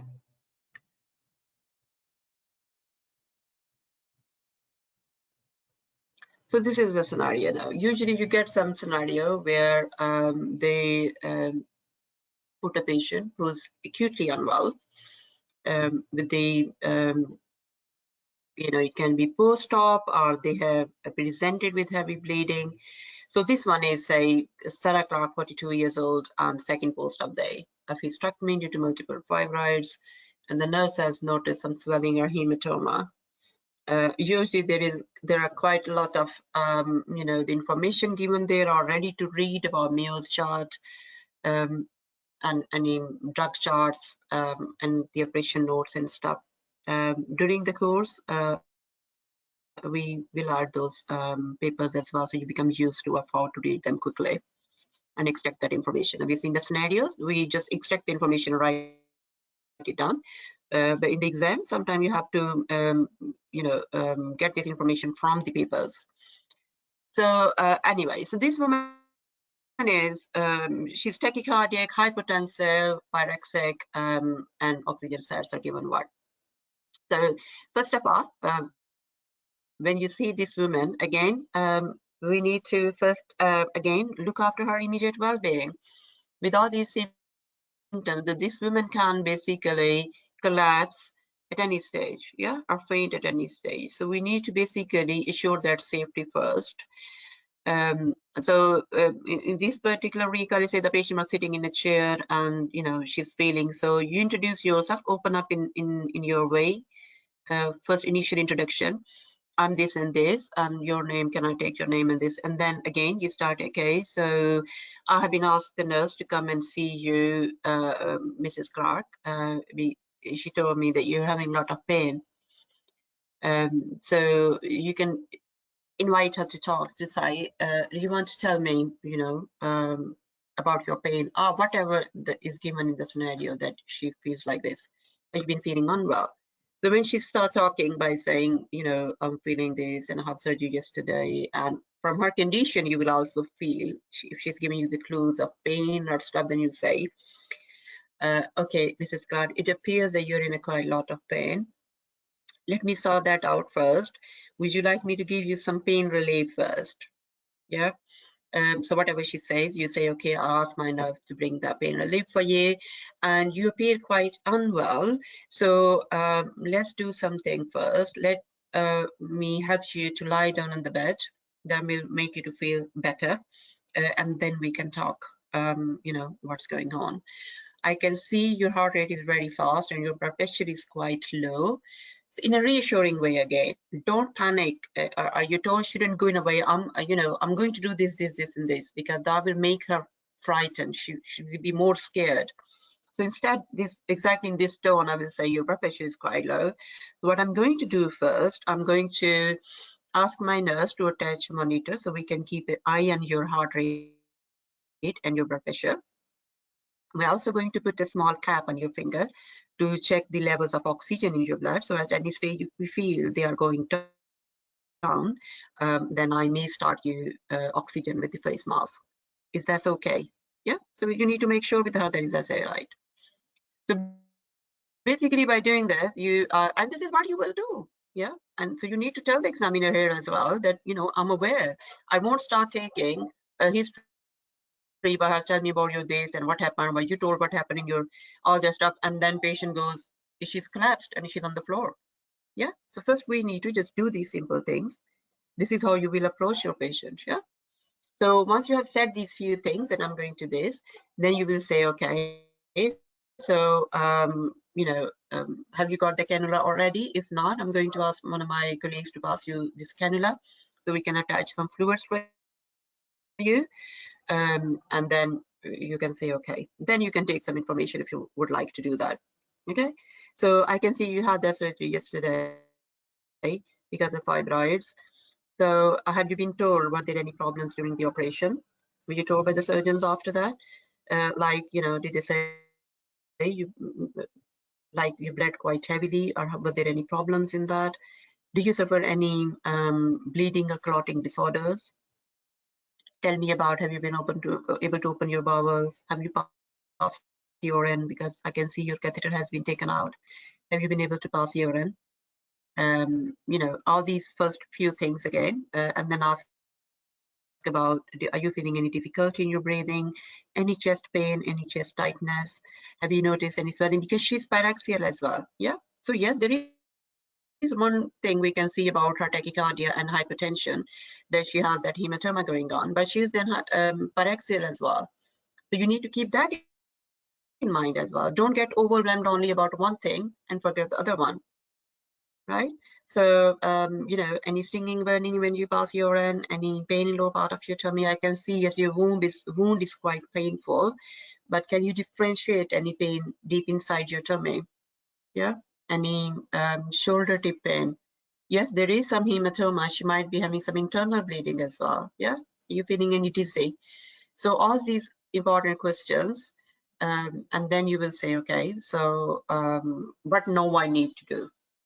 Okay, and then you can start explaining the management. And obviously, management is that you got some swelling in your womb. It looks like collection of blood. Sometimes there can be some bleeding from the wound, can be some small blood vessel which is still bleeding, or there may be some problem with your clotting in your body which is still causing the bleed. So we need to have a look on that. Okay, I'm going to inform my consultant. We may need to transfer you to high dependency unit so we can do a bit more close monitoring, and then just keep going on. So you will have the these cannulas, we will take these bloods, and because you're having some fever, there can be a sign of some infection. So I will start you on some antibiotics after discussion with our microbiologist according to the trust policy. I will also take the blood sample. Yes, if you're on the cannula, just try to imagine all those things which you need to do at that cannula site then and there. We pass the cannula, we take the bloods we need to, full blood count, you will take coagulation profile, you will take obviously UNAs, you're going to send blood cultures, then you at this cannula you're going to attach fluids. Yeah, then say I'm going to start you on some fluids as well. And then if you need to, if your oxygen levels went down, I will start your oxygen, then go down with the catheter and the urinary. Yeah, so because your blood pressure is very low, we would like to keep an eye on the amount of fluids we were giving to you, and also how much urine you are passing. So I will pass a catheter, and when you're passing the catheter, just think about what we do. Obviously, we take a sample for urine analysis and culture and sensitivity. Yeah, I will be sending that to you. I may need to do internal examination as well to see if you are bleeding from down as well. Yeah, and if there is any collection inside your vagina. And then obviously you will say, I'm going to ask my consultant to come. I will then examine your wound to see if there is a collection of blood. And then depending upon what we suspect from the bleeding, we will decide whether we can just drain the blood and monitor then by putting some pressure on to stop the bleeding, or we may need to actually open up that wound and then suture it back again to secure any bleeding. Yeah, so you just explain that one. And you will be then kept into there for close monitoring. I'm going to start now. Obviously, if she's bleeding, she's low molecular weight heparin. I can see you're on blood thinning medication as well. No, because you're bleeding after discussion. Again, this is something you're not going to stop yourself. After discussion with my consultant and hematologist, we may stop this blood thinning medication for the time being. We have actually, stop your bleeding, and then we will start you on this blood thinning medication again. Sorry. So if we are stopping low molecular weight heparin, it's just very natural that we just tell about now the other measures which we will still continue to reduce the risk of blood clots, right? So we will encourage you to be, when it's safe for you to be mobile, to be as much mobile as possible, and we will keep you well hydrated to reduce the risk of blood clots in your legs and lungs. Yeah. And then, yeah, so this is the main frame of that discussion you will do. Right? Any quick question before I go? So I hope by now you understand like what is important. Yeah. So acuity unwell, I've just written a little bit here, a slide as well. Yeah. Recognize that it's emergency. This is how usually the marking key is, that you give that impression that you recognize it's an emergency. And your approach is according to ABC. As I said, like, you will make the patient, you will tell, I'm going to check your oxygen, cannulas, circulation, fluids, and all that stuff. What is important? So do those safety important measures first to stabilize her, and before you go, and then you start your information gathering. Yeah. And then your management after that, what we're going to do. That management means everything basically to transfer to, and what other important stuff we're going to do, if we need to do any scans or whatever we need to do, right? I haven't gone Augustine to the complete answer of that question. Yeah, incidence reporting is important. We'll say we will do that, although these, the bleeding and infection is one of the possible complications of such complex surgeries. However, we will still report this as incidence to, do a detailed analysis, understand if there was anything different we could have done. Yeah, and we will keep you updated. And then also in between keep asking, is that okay with you? Are you happy for us to do that? Say when we are saying, I'm going to start you on these antibiotics and stuff, will that be all right with you? Will that be okay with you? Okay. Okay. Any quick question before I go to the next bit? Ma'am, do we need to ask if she requires some support with her now? Support with what? She requires some support, someone with her now, so that she will be feeling comfortable while speaking all these things. Like you are explaining before. Yeah, so this is not the situation basically where it's not like again bad news or something. Okay, she's in the ward. She knows obviously she's being looked after, so I wouldn't be worried. What I will say though, just for by saying like this all going through this all can be stressful for you. So when you're ready to go home, if you feel it may be helpful, we can arrange some counseling for you as well. Okay. Some people it's not, so no, I wouldn't worry about in that way by saying would you like us to call somebody for you? No. Okay. Okay, so there was like how we communicate when we have acutely unwell patients, how we start and proceed and approach those scenarios.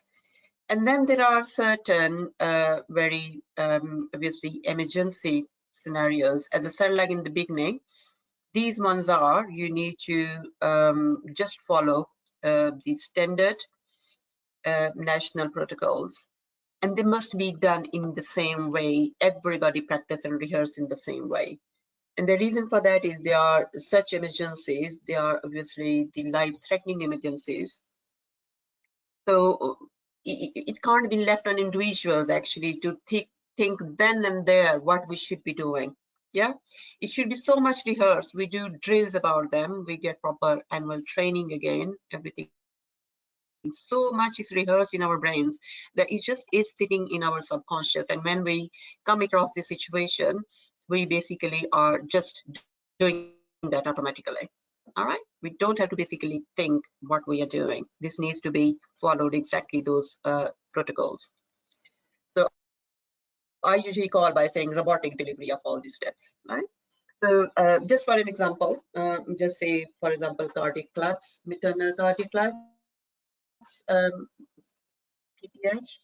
severe preeclampsia or eclampsia, any of these situations, shoulder dystocia, and you would have seen that there are those typical steps. You just start saying, call for help, do this and this.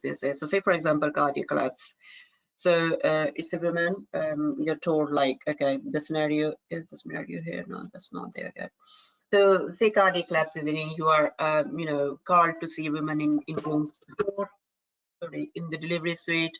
And when you enter the room, you find that this woman has collapsed and she's on the floor.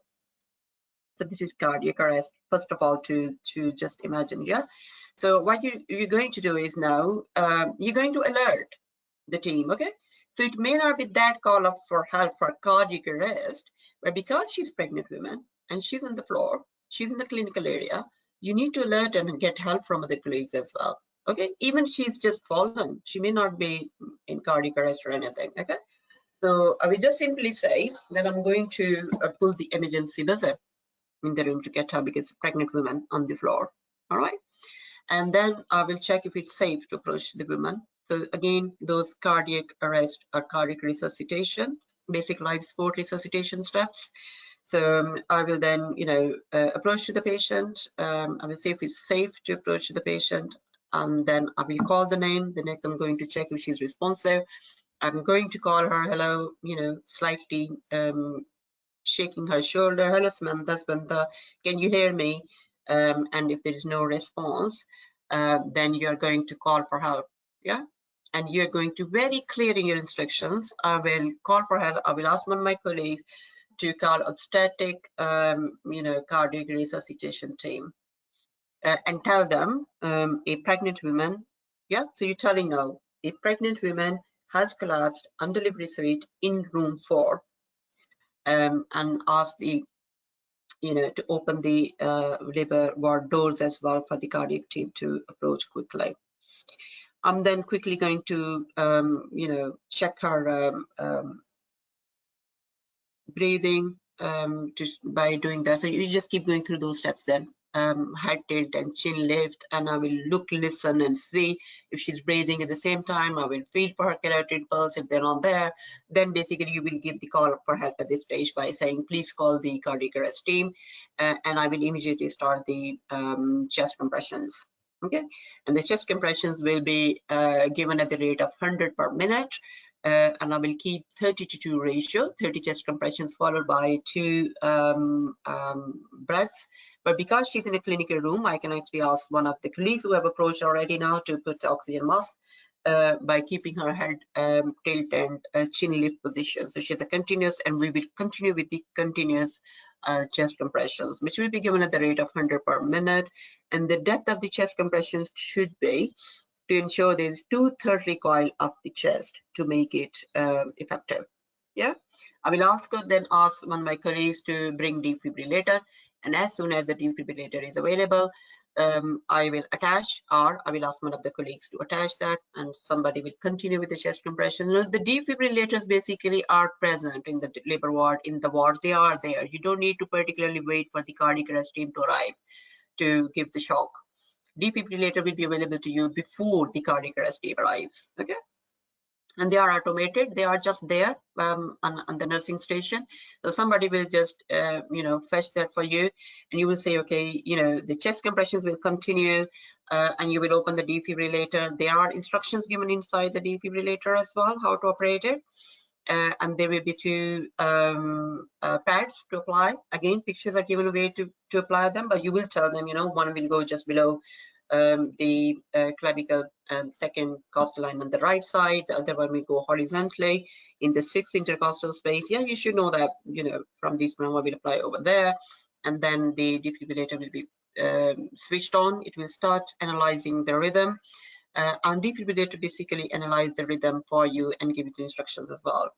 And if it analyzes the rhythm as being shockable rhythm, and then I would like to deliver the shock. Before that, I will check and inform all my colleagues to say, I am going to shock the patient, so everybody away and take the oxygen away as well. And after doing that safety check, I will deliver the shock, and the shock is obviously 360 joules. And immediately after that, the chest compression will continue again, and then you will continue. Meanwhile, obviously, if the cardiac arrest team has arrived, you will hand over the resuscitation to them once they have been taken by them, and then you will start thinking about your reversible causes. Yeah. So that's what you will be thinking about, obviously, 4 T's, your 4 H's, how to correct them. And then, but you don't need to keep going into the detail, but you should tell, these are the 4 H's, these are the 4 T's. I will be thinking about them and get the information. Now at this stage, when basically the CPR is taken by the cardiac arrest team, now you can get this information, thinking about, so that the reversible cause can be corrected, right? So you will ask the midwife, or you will, to give the details for any risk factors this woman had, or any whomever the attendant was with the patient, to tell what exactly happened just before she collapsed. So you can make an idea what could be the possible reason of this collapse, which can be corrected. Hopefully your consultant would have arrived as well. But then you will say, for the compressions, you need to make this woman obviously into the left lateral tilt. And then you will say, if the patient hasn't revived within 4 minutes, the perimortem cesarean will be done. And then you can say the card clamp and the scalpel is at the knife is available on the emergency trolley. So you will do just a perimortem cesarean section and deliver the baby and hand over it to the nurse or whatever. This perimortem cesarean will be done, for the life of the mother, to improve the effectiveness of the CPR, because the pressure of the gravid uterus on the aorta and on the vena cava make it less effective. So you will remove the pressure so the CPR can be continued. And then just continue those robotic steps again, but keep saying that, okay, so if the patient revived, then she will be transferred to theater, and the uterus will be closed and skin will be in the patient will be transferred to the recovery, and after that she will be transferred to intensive care unit, and will be then monitored and followed according to the cause what the cause of the cardiac collapse was. And obviously the appropriate team, the team will be involved in as well if the reason was any cardiac condition or whatever that was. And then you continue from that point. I will say, obviously, when the patient, become conscious, it can be quite traumatic experience for her. She will be debriefed, given all the information about what happened and what has been done for her. And then you will also make sure that some support is and the counseling has been arranged. If it's difficult for her to cope, I will also make sure that I see the patient before the discharge once again, to explain her again and answer her any questions or concerns, and then arrange an appropriate follow-up. This will be reported as a risk incident for the detailed analysis to see if there was anything different could have been done and if there are any lessons to be learned. Okay, so this is if she revived. If the patient, so do that one, and all the team will be debriefed. If the patient does not respond to CPR, even after the perimortem cesarean, then at some stage, obviously, a combined decision will be taken by the cardiac resuscitation team when to stop the CPR. And if the patient is declared dead, then obviously it will be informed to the coroner immediately. The patient will be, left there just with all the tubes and the clamps and everything in place for post-mortem purposes. And obviously in this one now you need to have a good team brief for the team and the people involved in the care of this woman and in this resuscitation. So don't forget again here now that the people who are dealing with them, the midwife or other staff, it can be quite traumatic for them as well, and appropriate support will be provided, arranged for them, counseling and support. Now obviously the family debrief and support is very important as well in the pre-treatment counseling and everything, so that will be arranged. And then the same thing again, team debrief to see what was done right and what could have been done different, appropriate support for them. An incidence form, it will be informed to report it to maternal mortality register, and then clinical governance. Yeah, now these are the steps you need to memorize in an order. All right, and our course, obviously, I mean, the way I was telling, no, they may not have been the same order exactly, but obviously we do help you to practice exactly the same way. This is how it should come. You don't need to wait for the examiner. You don't need to wait for anybody to ask you a question. They are supposed to just keep coming. It should be like switching your button on, and you just keep doing this. Okay. And say for some different scenario, maybe PPH, major PPH, you are called to see this woman and blah, blah, blah. You can say, okay, I will just immediately approach the woman. I will call for help. I will ask the, to call from the obstetric consultant and the obstetric anesthetist and the coordinator, and alert the blood bank and alert the hematology. All those steps again, blah, blah, blah, blah, this. And then at the same time, you will start ABC again for that woman. And then, cannulas, fluids, bloods, arrange those bloods. And the meantime, there will be one person, you will ask them to take the nurse, and one person will coordinate, and then you will start examining the women to find out the reason. And then you go to steps, obviously, whether it is atonic uterus or what is the reason of bleeding. They all need to be, you need to get it from the guideline, write those steps and just memorize them. Okay. Any quick question? Ma'am, you were saying if the patient doesn't get revived, in that scenario, should we remove all the cannula, tube, everything at that time, or should we wait till, or in this case, anyway, the coroner will be informed? So will that have to, we'll have to wait? Yeah, so they are usually left, those cannulas, tubes, everything is left in place for that time being, for the initial, and then obviously we're done appropriately. Okay, ma'am. Thank you. Okay, So that was the clinical communication with the patients. Yeah. So we said the communication have yeah. So we said the communication with the patients, and then communication with the patient, we said the first one outpatient, acute, and when an emergency. This is the clinical communication, right? Then there is other situation when we have to communicate with the patients, and that can be like breaking some bad news, yeah, giving them some bad news. And how we do that. So this communication now is going to be slightly different than what we do with our routine patients in OPD or our inpatients, yeah?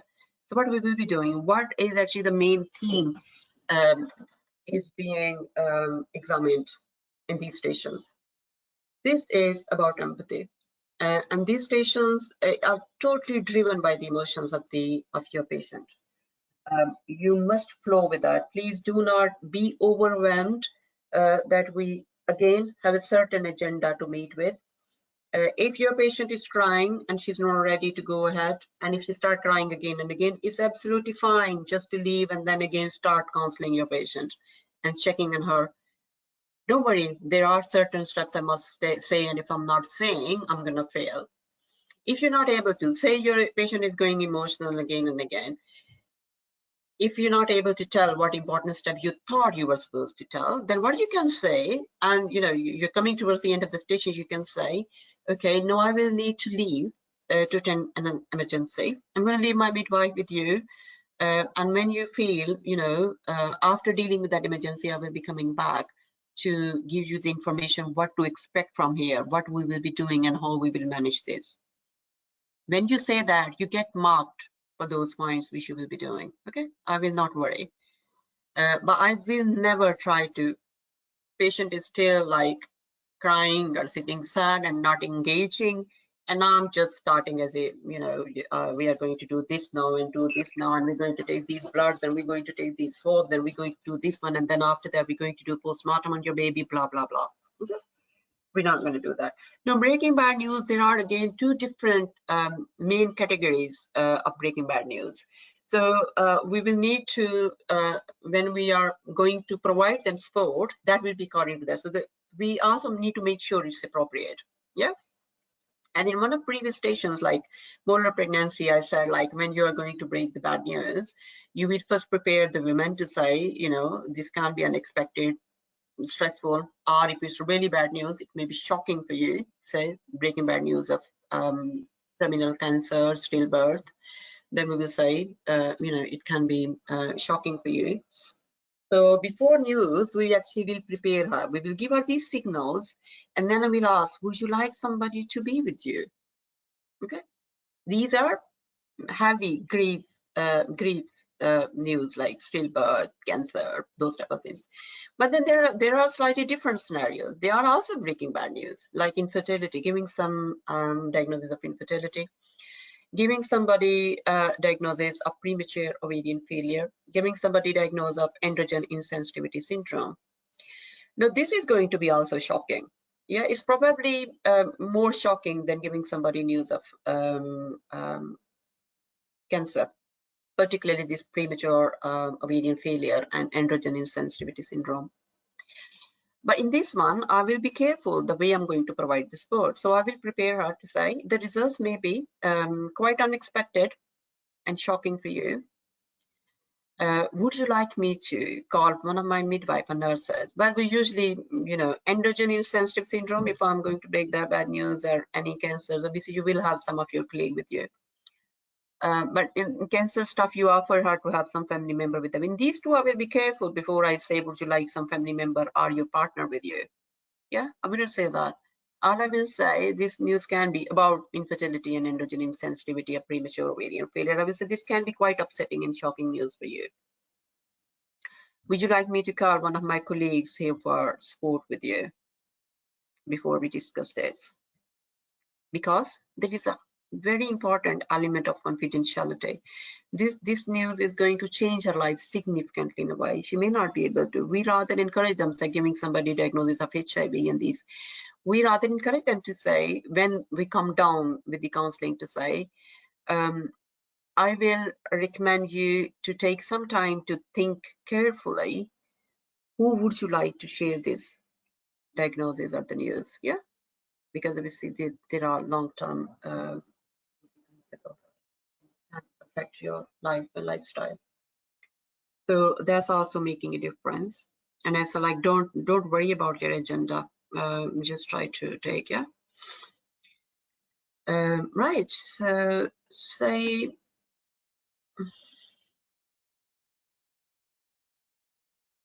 right.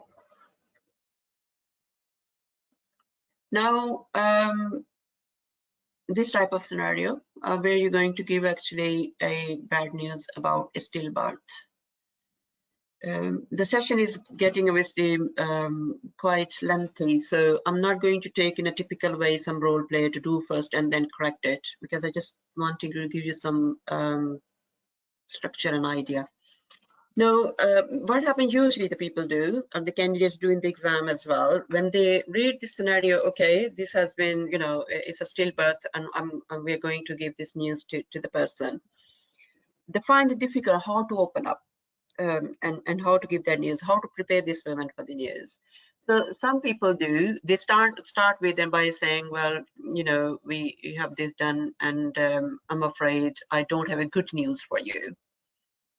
And then they say straight away, or they say even before that, they say, do you have somebody with you, or have you attended on your own? Before even giving an idea, there is a bad news for her. And in that case, obviously, she's going to say, no, I'm here on my own. It's fine, you give me whatever the result is. But obviously in this one, stillbirth, where the woman has come with the loss of movements already, lack of movement, she's already anxious, there is something not quite right. In these cases, where there is a clear bad news, please do not withhold the news longer. Don't try to, you know, give so many phrases to start with. I'm sorry, I don't have a good news for you, or I have a bad news for you. And I would like to ask you a few questions before actually I give you the result. So tell me about your pregnancy, what happened, have you any problems? So tell me about fetal movements and this all history. So they start asking you questions. Please don't do that unless you think asking those questions actually are going to help you to decide how you're going to give this news. Is that going to change the way you will discuss this particular result, or this particular news? Okay, then yes, fine, seek that information before you start talking, right? But if you think, well, that diagnosis is a certain diagnosis here, and it's not actually going to change, then give that news to them first. They are already, you know, they know there is something bad. A woman coming with a loss of fetal movement, midwife has checked with the try to listen, or with the CTG, not able to find the heartbeat, coming out, calling you, you have brought the scan machine, you have been struggling for some time looking for the fetal heart, cardiac, you know, and you're not able to see, your face is stressed. This woman knows there is not a good news for her.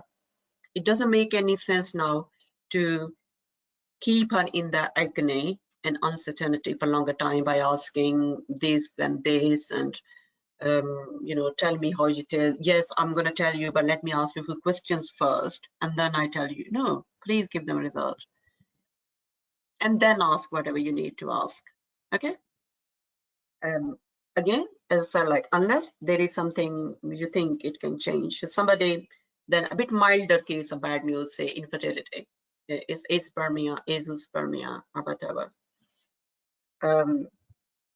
Again, there is a test result in front of you. The result is not going to change now.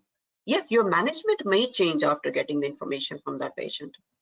So give that result to her first, or him first, and then say, okay, so before we now decide how we're going to manage your, you know, this no sperms or infertility, I will need to ask you a few questions. That makes sense now. Okay. Anyway, coming back to this. Bad news now, right? So this is a woman who came with loss of fetal movements. Midwife couldn't find. She called you. You come in, and you have seen, and there is no baby fetal heart. So the way I will say, I am not going to talk in my that typical professional and mechanical tone. No, I'm going to be right from the beginning. I'm going to be, because I know that already, yeah, from my scenario. So kind of, I have done the scan already. So the way I will say, hello Elizabeth, I'm Dr. Chapin. I'm one of the doctors on duty. So I'm not going to do I'm senior doctor, I'm this doctor. No, I'm one of the doctors on duty today.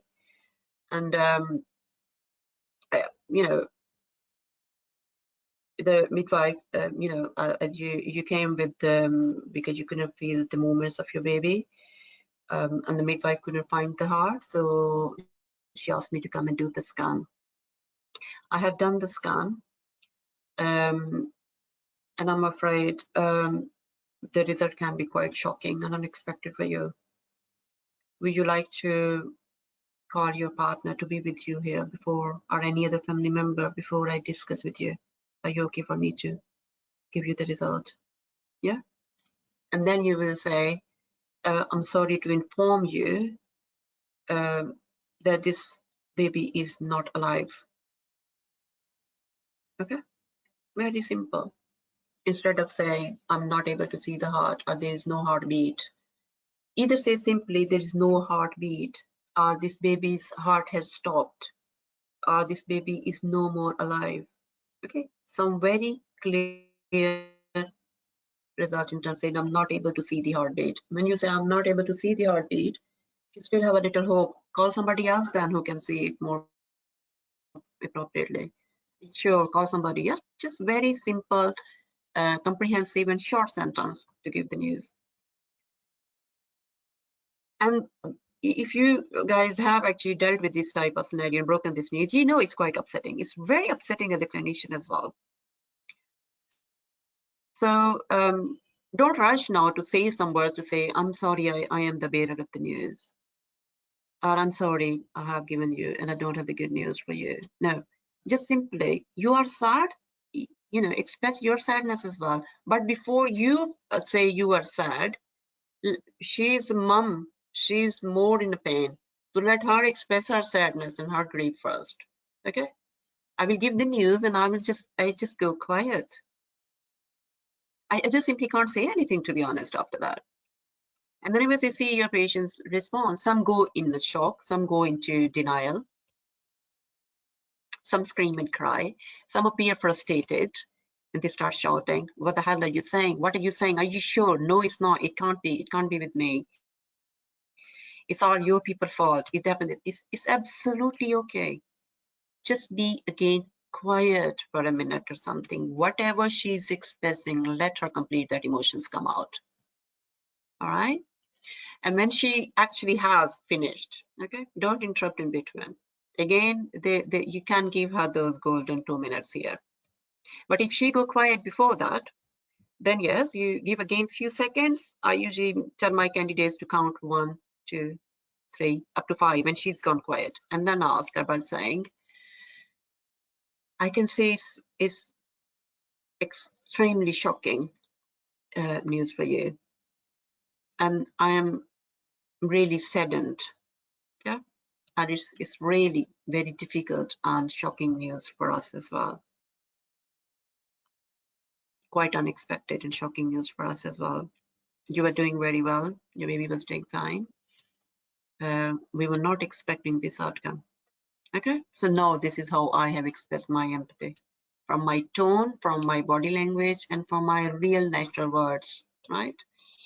And then I will say, I will then again give her like 4-5 seconds of pause. And then depending upon if she start talking again, she start asking something, sometime, they try to blame by saying, well, I said to my midwife, did you say more scans, more tests on the baby? She kept saying, no, baby is fine, you're fine. Then listen to what she's saying. And then again say that, again, it is quite difficult. And I understand it's really, devastating situation for you. but you were doing really well, as you said. There was no risk we identified in you. There was no problems with the baby, and that's the standard way we monitor these women, because we avoid to do unnecessary interventions in healthy pregnancies. However, yes, I agree with you. We need to find out what went wrong. All right. So you acknowledge, at the same time, you have actually kind of again told her that, we were not expecting this outcome. Your pregnancy was low risk. It was fine. But obviously, when she's saying that my baby has died, there was definitely something wrong. Then we also need to say, it was a healthy pregnancy. But yes, we need to find out what went wrong. That we couldn't have saved this baby. And then give her a couple of seconds. If you go quiet, just know before you go ahead, just check with her by saying again their standard sentence. Would you like me to give you some time to come to terms with, or are you okay for me to explain you from here what to expect? Okay. And if she says then, yes, tell me what will happen from here, then it's okay. Then you again in a very, in an empathetic tone, slow tone, your body, you should be leaning forward, loose body, and then your both hands either on the table in front of you or just into your lap, really, and then saying, okay, this is what we will do. Obviously, I'm not going to go into the details of the management further from here.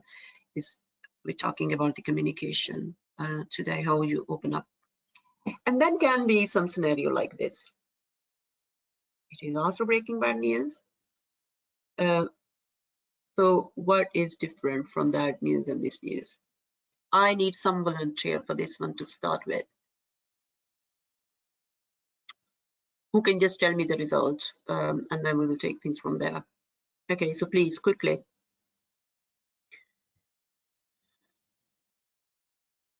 Come on, girls, Shall I, who will ma'am? do this? Yeah. Ma'am, can I do? Yeah, okay. Okay, who? Sorry, tell me your name. Madam, Premila, ma'am. I'm Premila, madam. Okay, I would like somebody who is not with us in the course already, Pramila. Okay, ma'am. Okay, ma'am. No problem. Okay, please. Yeah, because I want people to understand the difference, to pick up. But if somebody is doing with us already, you probably will know exactly what to do, and we may lose the opportunity to differentiate the difference. Yes, ma'am. Thank you very much for volunteering though. So somebody who's not already doing course with myself, please. Yeah, can I do, madam? Okay. Yes, please.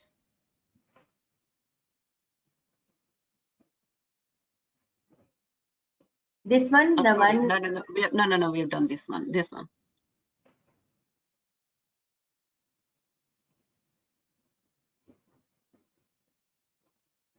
You just need to give this news. You just need to explain what that is, okay? Don't worry about the management after.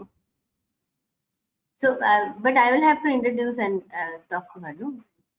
Yeah, hello. Just start just like you will do. Hello, Alison. Tell me your name first. Sorry, tell me your name again. Nandita. Nandita. Okay, Nandita. Yes. Hello, Alison. Yes, hello, doctor. I'm Dr. Nandita, one of the doctor in the clinic today. Can I confirm your age, please? Yes, doctor. My name is Alison Naylor, and I'm 19 years old. Okay, and can I call you Alison? Yes, sure, doctor. You can call me Alison. Thank you for that. Alison, how is everything going on? How is your in which grade you are now?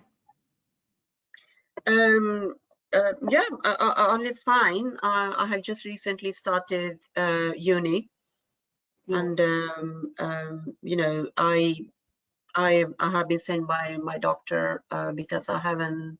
I mean, I'm 19 years old. I still haven't started my periods, so I have been a little bit worried about it now because all my friends started having their periods when they were about like 11, 12. Yeah. Okay, so I do understand your concerns. So, is it okay if I can? I can see that you have come with your blood report and also with your scan report, right? Yeah. So, is your mom around with you? No, my mom is not here. Sorry, excuse me. So, would you like my sister, my Sarah nurse, to come and sit with you to give you support? Because I'm going to give you a lot of information. How does it sound to you? Yeah, that's absolutely fine, doctor. You can if you want to. Okay, so I'll call my Sarah nurse. So yes, you have done the scan, and I have checked your name and NHS number, and also I have checked your blood report. And well, Alison, there is some concern with your reports. So first of all, we will come to your report, the blood test with the carrier, which we have done. So most of the women, so I'm drawing for you. So most of the women who has got uh, genetic makeup is XX. So we have got actually 23 pair of chromosome to have this body. One is the sex chromosome. So out of most of the women have got this 46XX chromosome. So they have got their womb, their ovaries, they release egg, and they have period. Am I clear till now? Yes, doctor. But some of the women may have a genetic makeup of XY. So here there will, because of this, their womb is not developed, their ovaries are not developed, okay, and they are developed into some other kind of thing which is called as gonad, okay, and Okay. and these women, they do not have uh, period, and they do not release egg. Am I clear till now? Okay. Yes. Oh, I'm so sorry that in your case, your blood report says that you have got that type of genetic makeup. Sorry. What type of genetic makeup, doctor? That you have got a 46XY genetic makeup. That is why you are not having your periods. Okay. What does that mean to me? I mean, 46XY. So, okay. So I'm not having periods because of that. So, how can you fix it then, doctor? I mean, that's why I'm here, obviously, to get it sorted. I know there is something not right. That's why I'm not having periods. So, So in this ultrasound also we have seen that your womb is not there, and also there are no ovaries. So I'm so sorry that you cannot have any period in the future also. so I don't have uterus and ovaries. Yes. Oh, right. I'm so I'm I'm not the getting it. I'm not quite getting it, doctor. So, I mean, why don't I have uterus and ovaries? as I explained you earlier, that you do not have this extra X which other women are having. There are some women who are having we should have two X to have womb and ovary. Where if you are not having, you are having only one X, and other X is replaced by Y. That is why you are not having womb And and why? Oh, yeah. Okay. Right. And so I'm getting really confused. So, why don't I have two X? Why I have a Y? X and Y. this is sometimes it runs in family. Sometimes some of the I mean, well, actually we are made up of genes from the mother and the father. Sometimes this can be related to some of the genetic material which is given by your mother, you are having this problem. This is called as X-linked recessive, because not all the female in the family will have this, but only maybe the 50% of them may have it. Okay, so I'm just getting, quite confused with this, doctor. So, just give me 1 second to help me to understand. So, tell me in a simple way, but so simple way. So as long as I remember from my GCSE and A levels biology, which I have done, what you're telling me, this story of X and Y's, what I had learned was that the girls have 2X, so they are XX, and the boys have X and Y. Now you're telling me that I have an XY. I'm a female doctor, so are you sure you got the right result with you, doctor? I mean, I'm not a boy. How can I have XY? Well, you are definitely not a boy. Okay. What do you think of yourself? It's not about thinking. I'm a girl, obviously. I'm a woman. Yeah, if that means to be a girl or a boy, it is how you feel. No, it's So fine, doctor. It's fine. It's fine. That's not really the answer of my question. That is not going to help me to understand why I'm not having my periods. It's not about what I feel. I know I'm a woman. That's why I'm asking. I'm a woman. Why don't I have a uterus and ovaries? Why don't I have periods like other women and other girls? yeah, because you do not have a same genetic material as most of the women has. There are some women who are having this type of genetics, and this is actually it comes from your the parents, the genes from your parents. Okay. Yeah, Am so I the clear? genes one, you telling me I haven't, what I know is the girls have 2X, XX, and the boys have XY. You telling me I have XY. Yeah. So you telling me I'm a boy actually.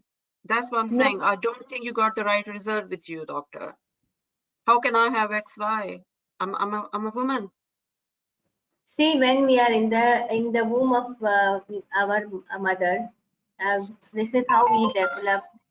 That time, whatever genetic material we carry from our mother and father, that time there is some disturbances may go, and because of that, one of the X is replaced by this Y. Okay. Yeah. So the X. Okay. So what you're saying is that my mom hasn't passed me X. She has passed me Y chromosome. What has happened, doctor? What has been replaced? What has gone wrong with my genetic makeup? Your mom has not passed you Y, but your mom has passed some X where your Y is not working properly. Okay, no, it's all confusing. Doesn't make any sense to me. It does not make any sense to me, doctor. So is it okay if I can ask you a few questions and then maybe we'll discuss your condition? Okay, right. Okay, I'm gonna stop you here now. It's okay. Thank you very much for volunteering, and sorry for putting you into this trouble. But this is exactly will happen because you are telling her something which is factually wrong. Yeah, we are telling him that this person that you are a woman, but your genetic. Then we are telling her your genetic makeup is 46XY. And the other factual wrong information we're giving here is we're saying some women do have genetic makeup 46XY. No, no woman has a genetic makeup 46XY. The people who have the genetic makeup, the children who have genetic makeup 46XY, they are males. All right. But now I know and I understand why people try to interpret in this way by saying keeping hold on woman, and women. Because yes, this person has developed as a woman, this person has lived insofar as a woman, And that's why I say this is very difficult breaking bad news. It's worse than even breaking the bad news of a terminal cancer, because this is going to be really devastating news. This person, after telling the news, we are going to leave this person in a situation where this person's world is going to be upside down. What I am going to be, what is my identity, what I'm going to tell to the people now, what I am. Yeah. So what you should be doing, there is something again called honesty. We need to be honest in giving the information to the patient. Okay, yes, we need to be very sensitive to give the information as well to the people. We also need to make sure that we are supportive and we are not going to devastate this person, but we have to give the facts, right? We cannot alter the scientific the facts. She's 19 years old, adult person. We can't actually try to give her the lollipop as a little child by saying your genetic makeup is 46XY, you don't have the uterus, you don't have the ovaries as well, but some women have. This is wrong. No woman have the genetic makeup 46XY. Okay, right. So why she is actually looking like a female then. So there is a way to tell this news. Okay, and that's why it is important how we proceed. So this woman, I will call her from by her full name. Hi, Alison Nyler. My name is so and so. And then just check what would you like me to call. I'm not going to give the leading question to say, can I call you Alison? No, I will ask her. That's her choice what she wants me to call. Well, how would you like me to call me? You can call me Alison. Okay, Alison. So I can see you've been sent by your GP because you haven't started with your periods yet. Yeah. So do you want to tell me more about this? This is a scenario where you can get some information to start with, right? Say, okay, so she will tell you, well, my friends and this and these and those people started periods. I haven't started these periods. I'm an athletic to start with, so I actually thought I'll do a lot of exercises, so I'm not having periods. And then I never bothered, but no, I'm really 19 years old and I feel I should start my periods. And that's what bothered me. She might, say something else as well, and that's why I saw my GP. Okay, yeah, right. So have your GP, discussed with you any possibilities already? So assess her knowledge already what she has. Has your GP discussed with you what could be the possible reasons for you not having periods? So she then will start with us saying, well, my GP has done some tests on me. She arranged some blood tests and some scan. And then she arranged this appointment for me to say, that I come here and discuss. I had a scan done. I asked the scan woman, tell me, is my scan okay? She was pretty weird to, start with. And she didn't tell me. She said, like, your doctor will tell you about your scan. I mean, I guess you could just tell me, what the scan is okay.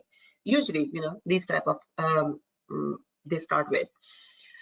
And then you can say, yes, so your GP did some blood tests and a scan as well.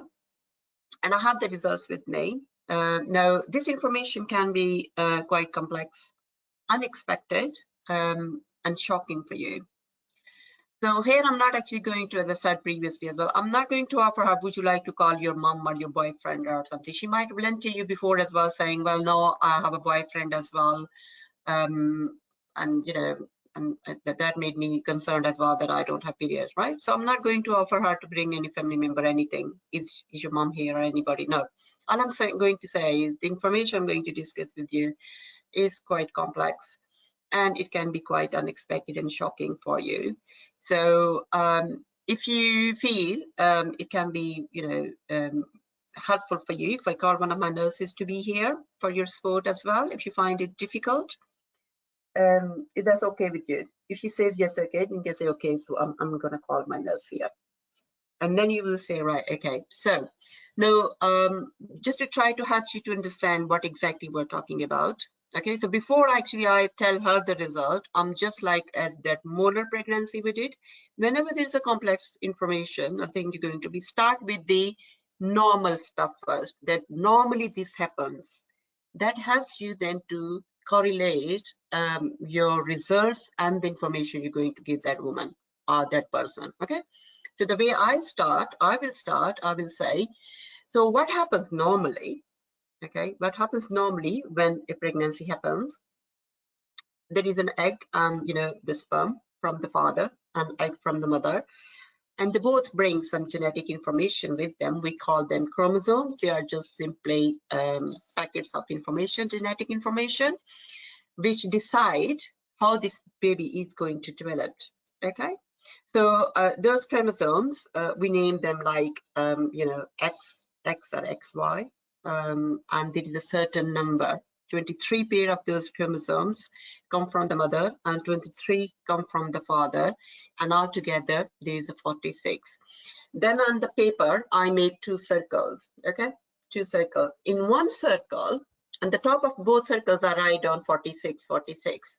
Then in one circle I put 2X, and in one circle I put 1X and 1Y, and I say the babies who receive the genetic makeup of these 46 XX from their parents, they develop as female babies.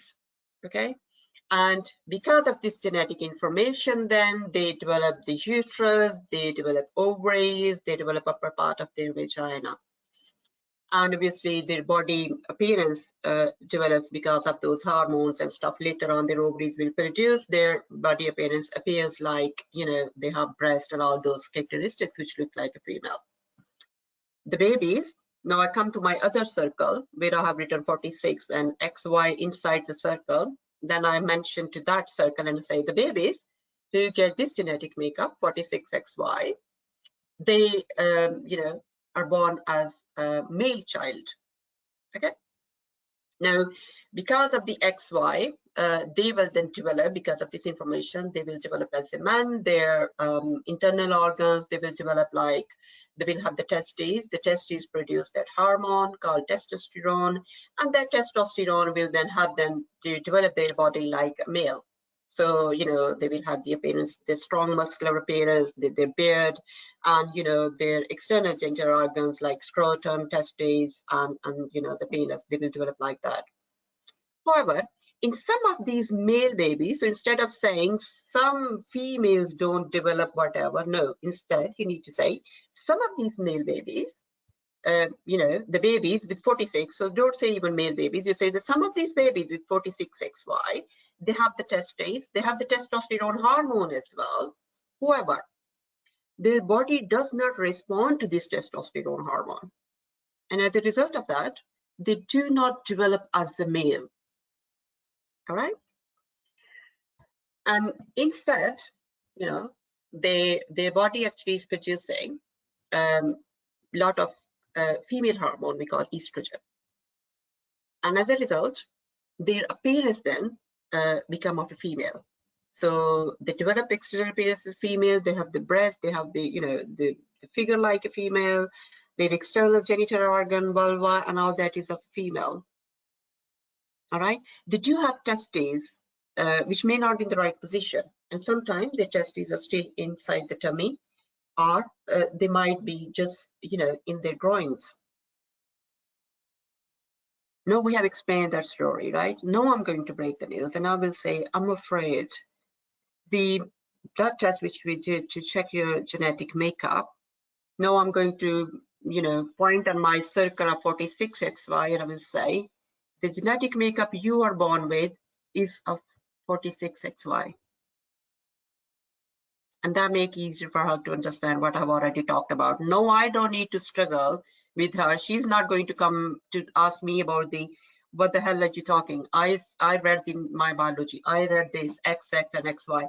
I don't need to lie and say most of the women born with 46XX, but some have 46XY. No, we know this is genetically a male. This is androgen insensitivity syndrome this person has.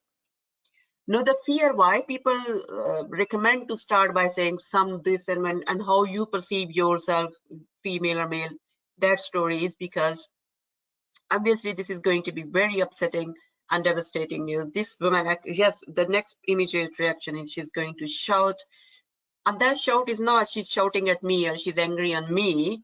The why you are saying my genetic makeup is 46XY. She is angry with her circumstances. She is angry what nature might have done with her. Well, I look like a girl. I'm a female. I have lived as a female. And you are telling me I'm a male. No, I'm not saying you are a male or you have to live like a male. Your genetic makeup was this. But because of this, your body hasn't responded to testosterone, and that's why your body developing like.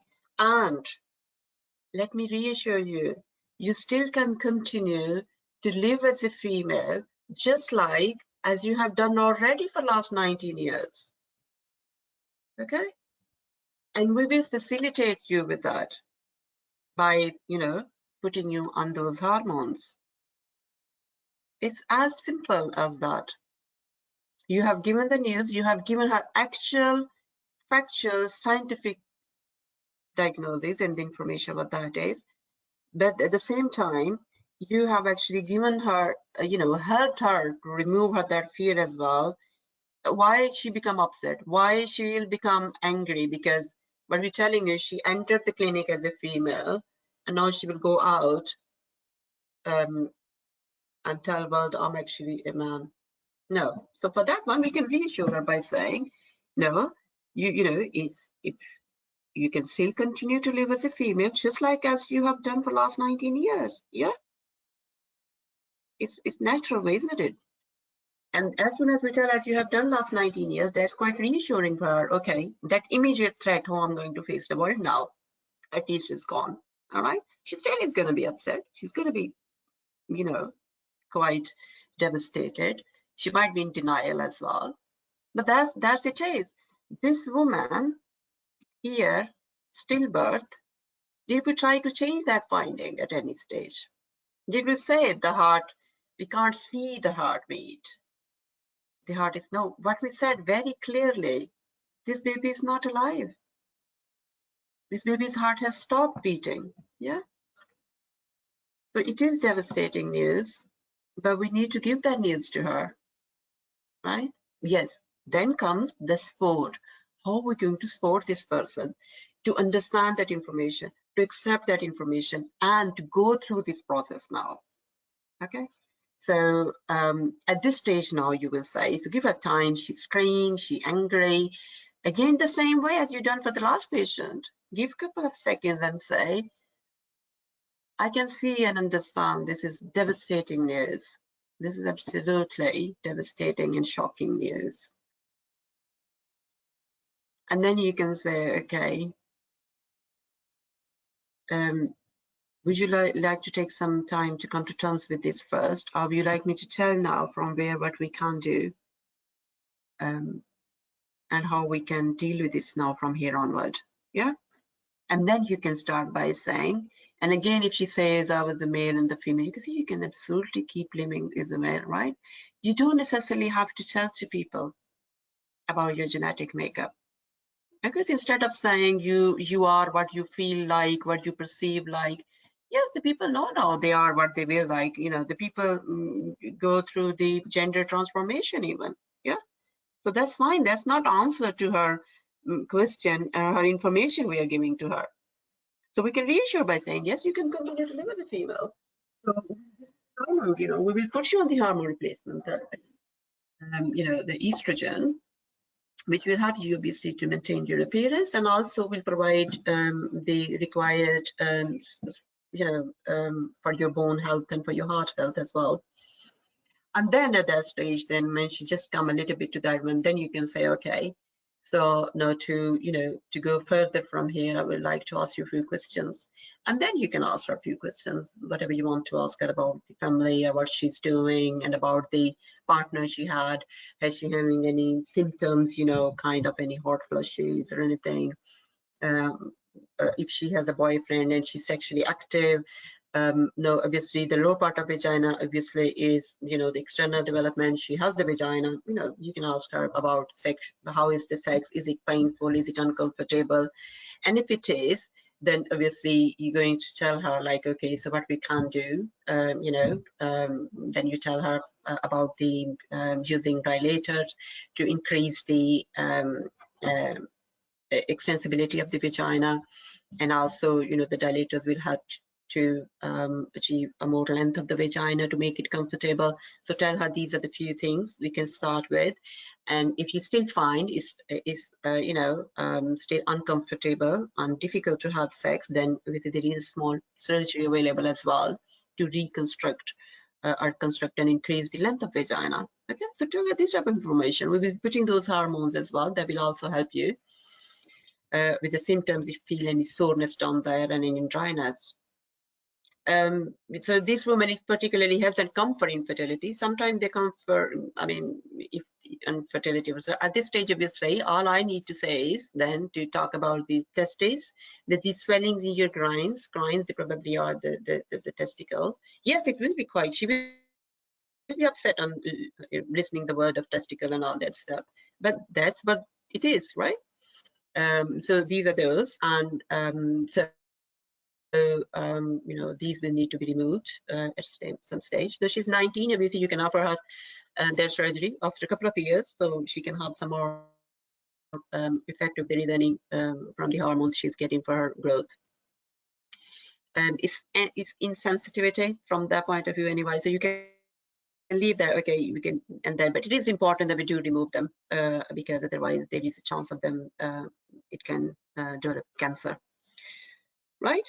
Regarding fertility, shouldn't be much of issue for her anyway, but you can just give us a little bit information about that by saying, obviously, because you don't have uterus and ovaries, so that means you cannot obviously become pregnant. So the rest of the conversation you can continue as a female. You don't have uterus and ovaries, so obviously you can't get pregnant because obviously, you don't have the eggs and the uterus either. And there are some options available, like, donor egg, getting fertilized with your partner whenever you will be ready to start a family. And then, that developing pregnancy can be then carried out with by some other woman regardless.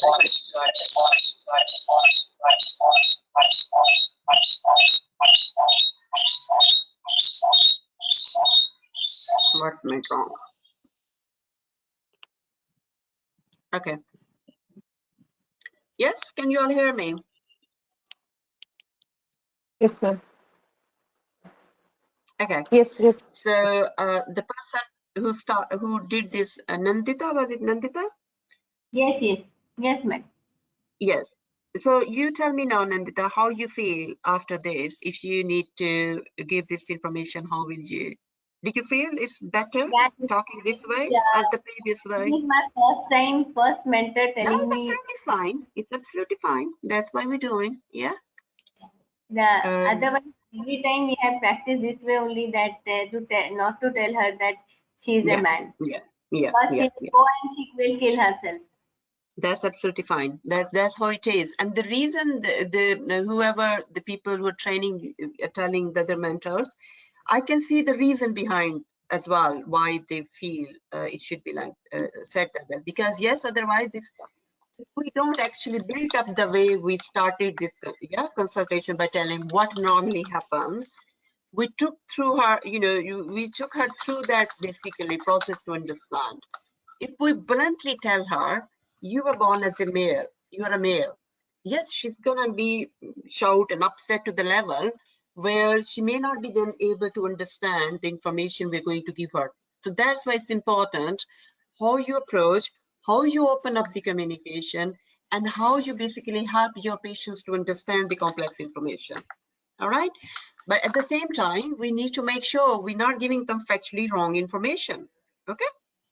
So yeah, this is how we can Thank you very much. Thank you for correcting me. Thank you. No, it's not correcting you, sweetheart, darling. You're fine. You did what you heard. It's just the way of telling things a different way and in a more accurate way. Okay.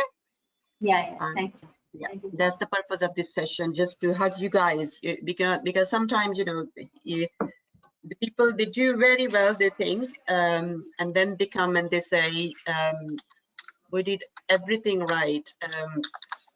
I don't know what I can change for the next exam. So it's like trying to have you guys to understand the insight in like what actually are things which the examiners look and which can be difficult. Right then. So if all the mics can go off, please now, again. Any quick question? If instead of typing, if you speak, if there is any question, then I will be able to, because there are a lot of messages that are going through, but I can't really give attention. Ma'am, I would like to ask one question, please. Yes. Ma'am, actually, I am a bit confused because some people are telling to take history first, and some are telling Can to everybody break ask the. questions, please?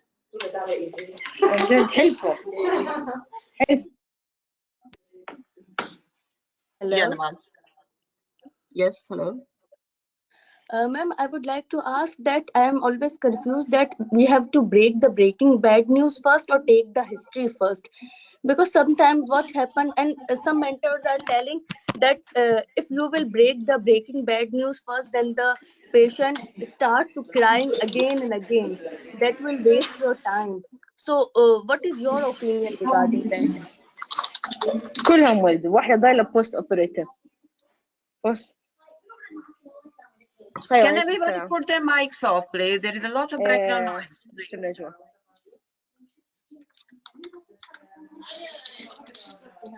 توي ولدت وانا رايحة اغير. Don't waste your time another time, sweetheart. Who is this person? Okay. Right. Okay. So that's what we are talking today, Nawal. That what you should be doing, whether break the bad news. Now the issues. مش عارفة. أنا عملت يوم الجمعة والسبت خميس Can anybody look at the list and identifies whose mic is on so I can mute them? Please put your mics off. Please be considerate. Okay. So then what happens, basically breaking bad news, and they know I have done 2 examples of breaking bad news here. Yeah. So you can see why, do you really need to take history before breaking the bad news in both of these scenarios? No. And the mentors who tell you by saying like you should take history first, because afterwards if the patient go upset. Now, if you even have taken the history and then you break the bad news, and if this patient is going upset and not letting you talk, this patient will let you complete the management anyway. So what's that information you will start at the beginning? How is that going to make any difference to your management plan? Okay.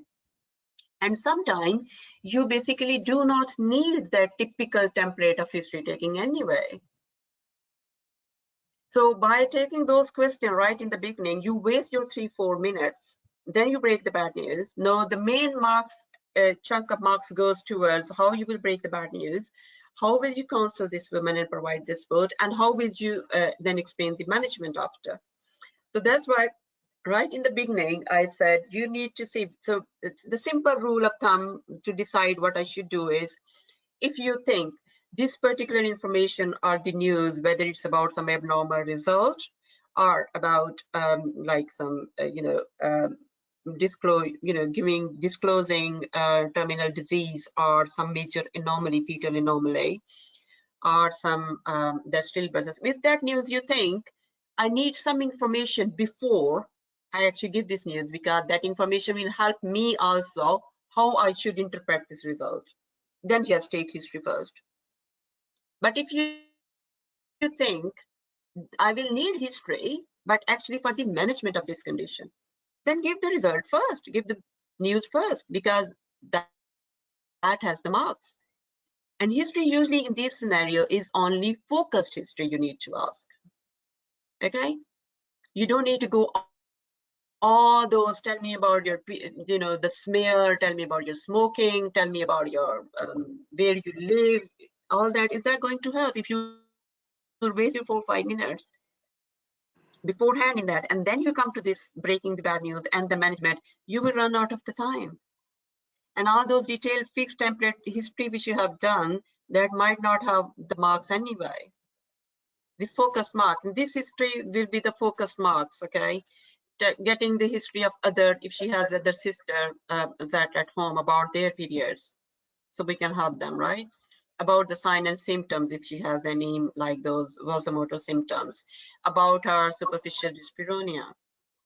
That's all you need to know. We don't need to know all other details at this stage about her, you know, social history, or about her, you know, all that history. So you need to be really sensible. That's why I always say, don't fix to the template. And that's what we train in our course then, for you to be natural, how you should be doing those communication, and avoid your time from unnecessary stuff which doesn't have the marks and you don't really need to do even. Yeah. All right. And that does affect your interaction as well, you know, because I'm seeing this patient, for me, is more about your empathy, your skill, how you're going to actually handle emotions of this girl, rather than you going for your typical history template. And when you start with the history template first, I just take, well, this person actually don't have that judgment, how this person should approach the patients, how this person should communicate and interact with the patient. This person is actually going to work in a mechanical way to a fixed patterns, you know. So that actually does some harm. But it's, I leave it to you guys. If you feel that is the best way for you, that works for you, then go ahead with that. This is how I train my girls in my course, how to do them, and they become skillful. And then what happens sometimes is, like, when you see certain scenario, you guys feel it's a recall, and you are going to go according to your that mechanical template, and you will miss basically in between which way that scenario is gone when the role player answer you, or they try to take you, and then you may not have enough time left basically to do the scenario according to where it is gone, because of the role player have given you some different piece of information there. Okay, so learn the skill basically, instead of fixing yourself, rehearsing, learn the skill of communication, how you should actually, and then how you should actually then change your scenario and speak to your patient accordingly. Yes, ma'am. All Ma'am, right. one more question about the androgen insensitivity syndrome.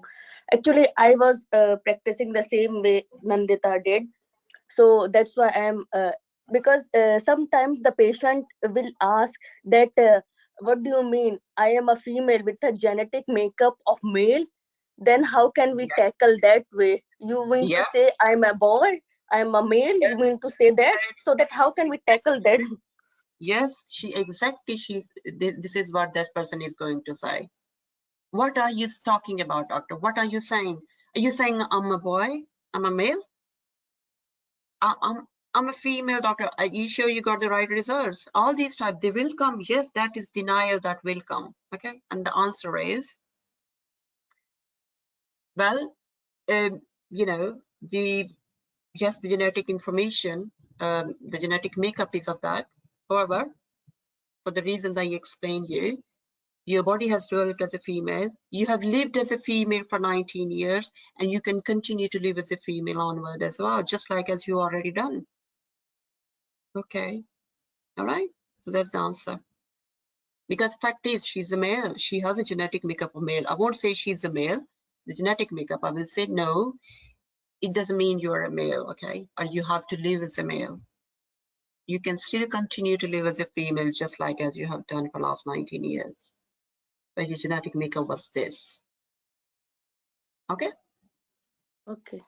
And they don't Thank you. understand that. It's not like these scenarios as well. If you have put the information in the right way, they don't. In the exam or in real life as well, there is no unnecessary hidden tricks to give you trouble, to put you like, you know, just to see you now, let's see what you do. Neither will your patients do. They don't in the exam either. So don't worry about it, like they are going to then put me. So don't create those artificial assumptions. That all come from when we think, well, you know, there will be hidden agenda, that will be difficult patient, that will be angry patient. No, this patient is not going to be angry patient. This will be frustrated, devastated patient. Okay. And that's why we do, you know, obviously it's not easy. If somebody comes now and tell me, or I go and tell my son, you actually not my son, I adopted you. Or somebody come and tell to me by saying, well, you know, no, you're not a female, you're actually a male. That's natural. Just like as we told that woman who carried that baby in her womb for 9 months, and then just a week before, just at the end, now we are telling you, no, she has all the shopping of that child, baby room and everything set up. She has the plan. She has bought the clothes and toys and the families. She has even decorated the nursery of the baby. And then we tell her, no, you're not going home with the baby. Yeah. Excuse me, Dr. Sophia, I have got one question. Yeah. Long time ago, when we were practicing together, one of my role players started behaving the same way what you have said. My husband is shopping here, and now you're telling me that my baby is dead. So I'm going to kill myself. I'm going to jump from here now. I'm not going home at all, like that. And she was not listening to me, and I could not control her. I don't know how to control this type of scenario. No, you don't need to control her. No, listen, you don't have to control this woman. Let her do. That's why I said that you need to go really quiet for a couple of minutes. It's good that she is bringing her all the emotions out. She's telling her. She is helping me to understand how she's actually going to deal with her that stress or this bad news, because that will then help me to put all those other safety measures in place for this woman. Okay, when she says, I'm going to kill myself, I'm going to do this one, I will be quiet, sitting quiet. She take 3 minutes, she take 4 minutes even, I'm just gonna sit. And when she give a little pause of exhaustion, or when she come out of the denial and she goes in a little pause, then I'm going to say, I can say this is absolutely devastating news for you. It is, you know, absolutely sudden and shocking situation for us as well. Okay. And then now, if she is saying in between, when she was saying, I'm going to do the suicide, I'm going to do this and do this and blah, blah, blah, then I'm going to sin. And then she also say that it's my fault. You know, sometimes some people take that way, the way they express their grief. They say, it's my fault. I would have done something wrong the way my baby died. And I will say, however, so after saying, yes, it's devastating news, and it's really devastating for us as well, then I will say, however, I would encourage you. So I'm not going to say, don't think like that. Okay. I will say, however, I will encourage you not to self-blame. There's nothing wrong you have done or you would have done. However, we also still need to understand what went wrong. Okay. And then, because she's saying all this stuff, if she's still saying, you know, after giving that stuff, and then I'll offering her, would you like me to call your partner here? I see you finding it really hard and difficult to cope with this news. Okay. Would you like me to call your partner or some other family member for support?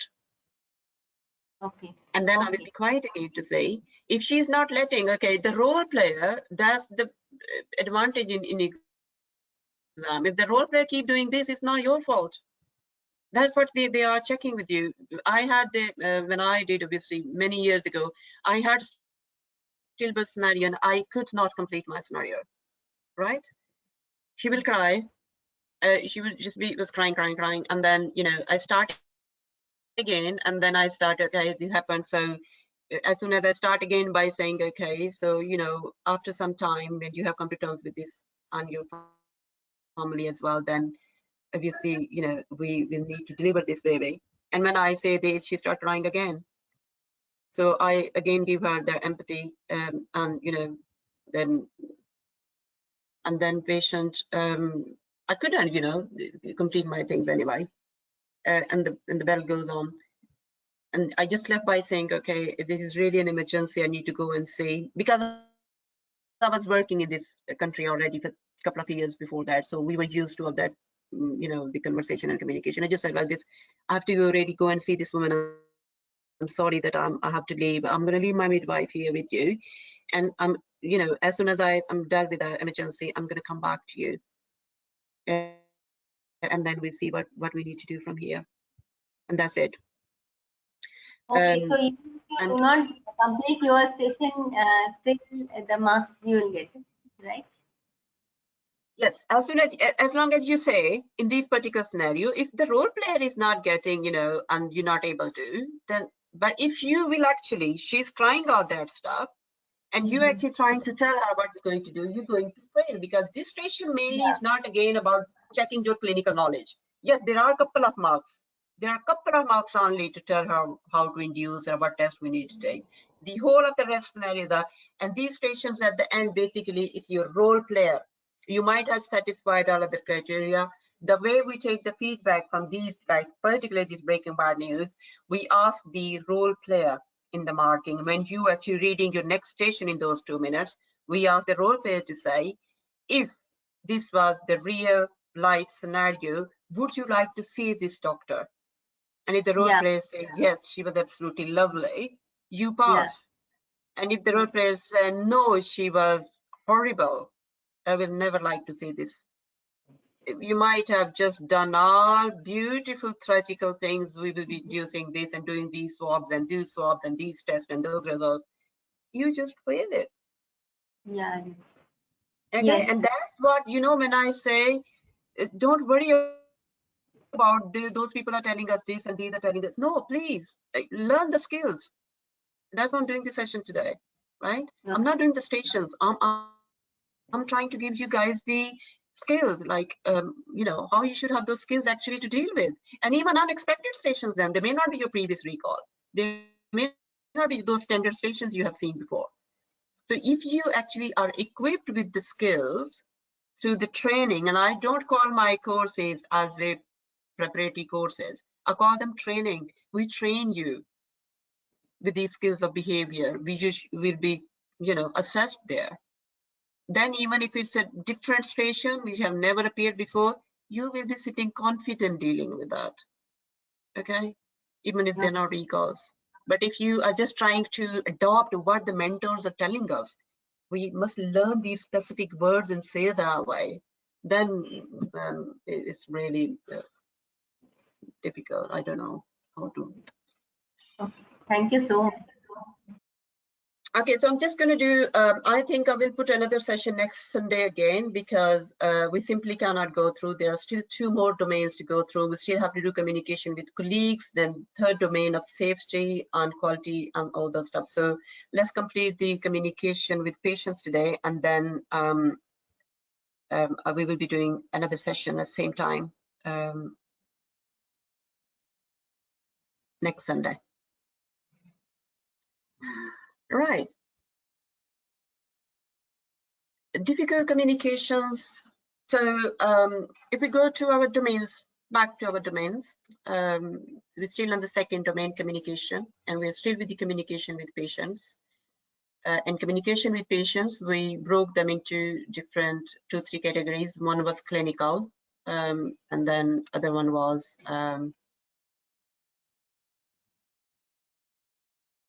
breaking bad news, and the 3rd one is then difficult communications. Okay, so this was still clinical. Where are difficult communications? So some are, they're called difficult communications. Now, difficult communications can be in 2-3 different categories again.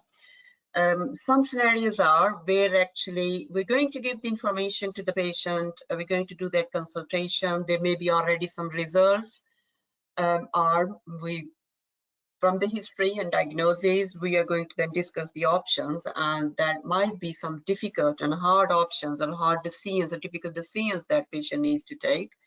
So that is, and one of the examples repeatedly is appearing that monochronic diamniotic or monochronic monoamniotic twin pregnancy at 27 weeks, where one fetus is growth restricted with reverse and diastolic Doppler. I mean, the man baby is actually is like severely compromised, while the other one is still doing okay. So how we actually will give the information and help and facilitate this women to make that difficult decision. Okay, so these are like, they're called usually difficult communication. Or we have diagnosed some serious fetal anomaly, and then obviously the way we are going to communicate with this patient is this woman is going to be in really difficult situation to make some difficult decision. Then the other type of communication, which I call difficult communication, can be angry patient or angry relatives. And being angry again means angry or frustrated, you can say. Sometimes they appear angry because they feel we have done some wrong management for them. We have done some neglect or error. Example is just like one of the recalls is appearing repeatedly in the exam, angry husband, where this woman have UAE for fibroid, and then she has necrosis and sepsis, and we have ended up of doing her hysterectomy. And that husband is waiting, not knowing what has happened, and that husband is really then angry for a couple of reasons. Number one, why you haven't just told us, and beforehand, why you didn't take the consent, I'm going to sue you guys, and all that, why you took the you did the hysterectomy on my wife. So that is angry, and again a difficult communication we end up of doing with our clients. Or in the recent exam, the interesting scenario has appeared with this woman. GP has referred, I have actually included, we're going to do that in a minute, where this woman has a really high BMI coming for infertility, but she doesn't want to listen about the weight reduction or the weight. How we tackle and how we deal with these situations where we know this particular factor is important and this particular factor do have the major impact on the condition or the problem this particular woman have, but she is actually not willing to listen about it. Okay, so how we deal with that. Third type of difficult communication can be when there is a clear conflict in what we think is in the best interest of this patient, but what the patient chooses for herself. Okay, again, I will just take some examples from your recalls again. A scenario where the woman is only 22 or 24 years of age, and she wants to go for sterilization. Although obviously there are other safe options available for her. How we deal with that? Are some women who clearly have many high risks present for HIV, but she doesn't want to have the HIV screening. How are we going to deal with that? Because we do in the best interest of this woman, although it is best interest of all the women to have a HIV test as a screening, but them out of them, some patient, if they are really low risk and they don't want to go ahead with that, we will speak to them and say, these are the benefits, you go ahead with that. And if not, then okay, it's not really that bad because we assume they're low risk. But then we can come across in a situation where we feel that this woman have a lot of risk factors. She should really go for HIV testing, but she's not going. Or sometimes the women do have some really identifiable risk factors, maybe a high BMI, previous variant section, going for vaginal births now this time, but want to have a home delivery. So how we deal with them. So a couple of people have put to say, ma'am, can we have a break of 5 minutes? I'm so actually enthusiastic in teaching. I forget the awareness at the time. Yes, it is 2:30, so most of you must be tired. So we can take 10 minutes break here before I do these difficult communication scenarios, and then we will actually close up before the colleague and the rest we will do next Sunday. So if you all want to take about a 10 minutes break to have some toilet run, something quickly to pick up to eat and drink, So it's 25 past 2, 35 past 2. We will start it again.